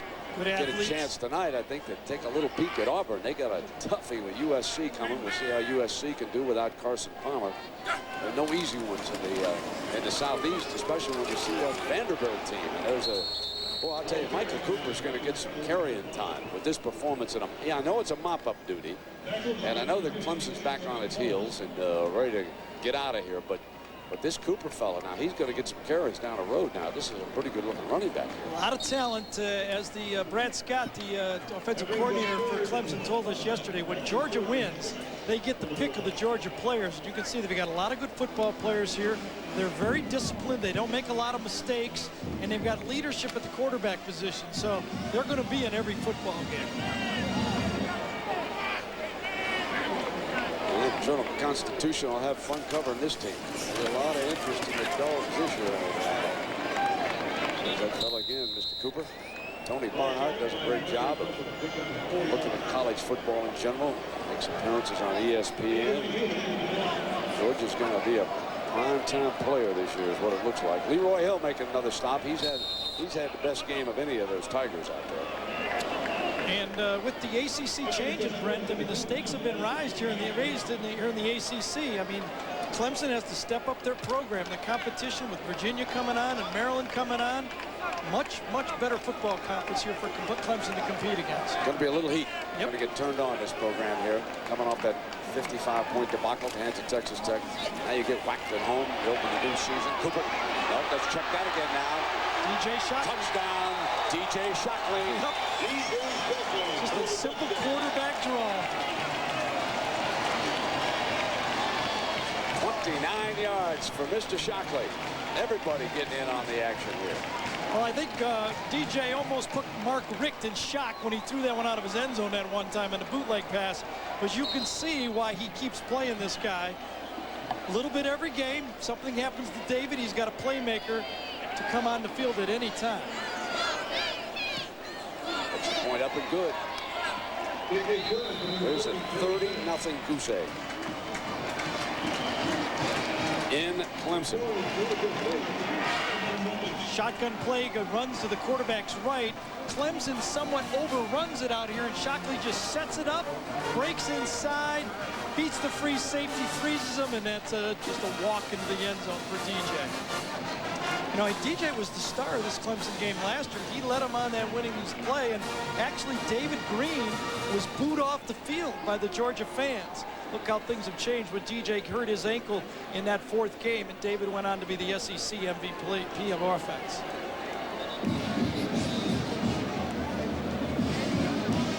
There's David Greene, number 14. He can go out and play some right-handed golf now, can he, tomorrow?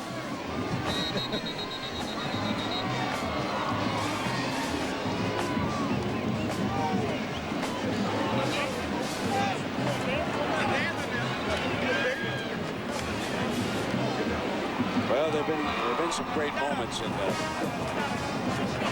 You know, the one that's seen all of them. Along the years through Georgia, he's right off here to my right. It's that legendary Larry Munson fellow, man. I had a nice story when I came up here. And can't hardly believe it. I hope that at age 80, I'm still able to show up, get the old briefcase in the booth, get the good spotters, get Brian Mobilson and George Hill there taking care of me, and we can get on through a ball game. That's hard to believe. And he said, look, I wouldn't know what to do with my time. So he came on back this year. And when you think about it, he's seen so many great moments. And we want to show you one of them. And we're going to listen to Larry's call. We're going to go back historically and take a look at one of the great moments in Georgia football. And I want you to just listen to Larry. I mean, if you're a Georgia fan, you gotta love him. We go back to Kevin Butler. Here it is, 1984. Take it away, Larry. Gonna try to kick it 60 yards, plus a foot and a half, and Butler kicked a long one, Oh my God! Oh my God! The stadium is worse than bonkers. Well, stadium's not worse than bonkers right now, Larry. In fact, stadium is empty. He's zeroed in on finishing the game, Brent. I tried to knock you him, but he didn't. Stuckey is cleaning up now for Clemson. Chancey Stuckey, redshirt freshman out of Warner Robins, Georgia. He's in at quarterback. The last man, does he look like Jerry Rice underneath that face? Yeah. Oh, wow. Not as tall or big as him. Oh, you kidding me? Absolutely. Larry Cam moved in on that face, and I said, whoa, I got the Raiders? Is he lined up wide? I couldn't believe it. 2.5 minutes now. Willie Simmons was positioned to be the second-team quarterback. He transfers, so Chancey is the number 2 quarterback on his team. Penalty flags down all over. You don't suppose Jack Reed's headed to the airport already, do you? Well, let's throw it down to him, see what he's got. He's always wanted to do play-by-play. Why don't we let him finish? Don't ever test me, fellas. I'm still here. I knew you were standing by. SportsCenter just called, Jack. They'd like a couple of interviews. Okay, so you guys are headed to Atlanta. You're going to Charlotte, so you stay and do those things, okay? Nice job down there. Jack, how hot was it down the field for everybody? Was it bad or was it okay? What was that? I didn't hear. The weather, how bad was it on the field for the players? Actually, it was pretty bad in the first half, but in the second half, I don't know whether it's the cloud cover, maybe the location of the sun, didn't get too bad. Why don't you get one of those air-cooled race suits to put on like you used to wear for the last... How about this? There we go. Thanks, fella. Hank Williams Jr. obviously down there with Jack on the sideline after singing last night with some of his rowdy friends. Stucky throwing high. Well, you know the Bulldogs want a shutout here. They're not going to just be nice and allow Clemson to have some fun at the end of the game. I could just hear Larry Munson over here. He just said they're pouring molasses on the clock over here. That's one of his sayings. How about Clemson football? 55 points by Texas Tech in the bowl game, and now 30-0 in this game. Not good. Not good. Going to be some heat. Going to be some fire. Here comes a blitz, all out and Stucky. Throws in underneath beautifully, though. Don't believe he got the first down. Kelvin Grant, freshman wide receiver there, number 88 is the receiver. There's Larry standing up there, sitting down. Yeah, really, sitting over there, huh? You say he's 80 years old? I'm sure. I think you can last 2 years, Brent. Come on. I'm telling you could go 2 years. I know that. Good old micro brews, good Montana air. I'll make it. 4th down and 2. Georgia's even going to put anybody back. They don't want to fumble a punt right now. They'll let it roll dead. Looking to open up with a shutout. Remember all those stories that were coming out of Athens? We got suspensions. We had 8 players, one sitting out for a game or 2. We've got all these injuries. We've lost a starting defensive end. We've lost a starting... Say, well, I'd be lucky to field a football team up there in Clemson. But when you recruit 25 blue chips every year, there's other guys to play, it looks like. Well coached, good-looking football team. Oh, no.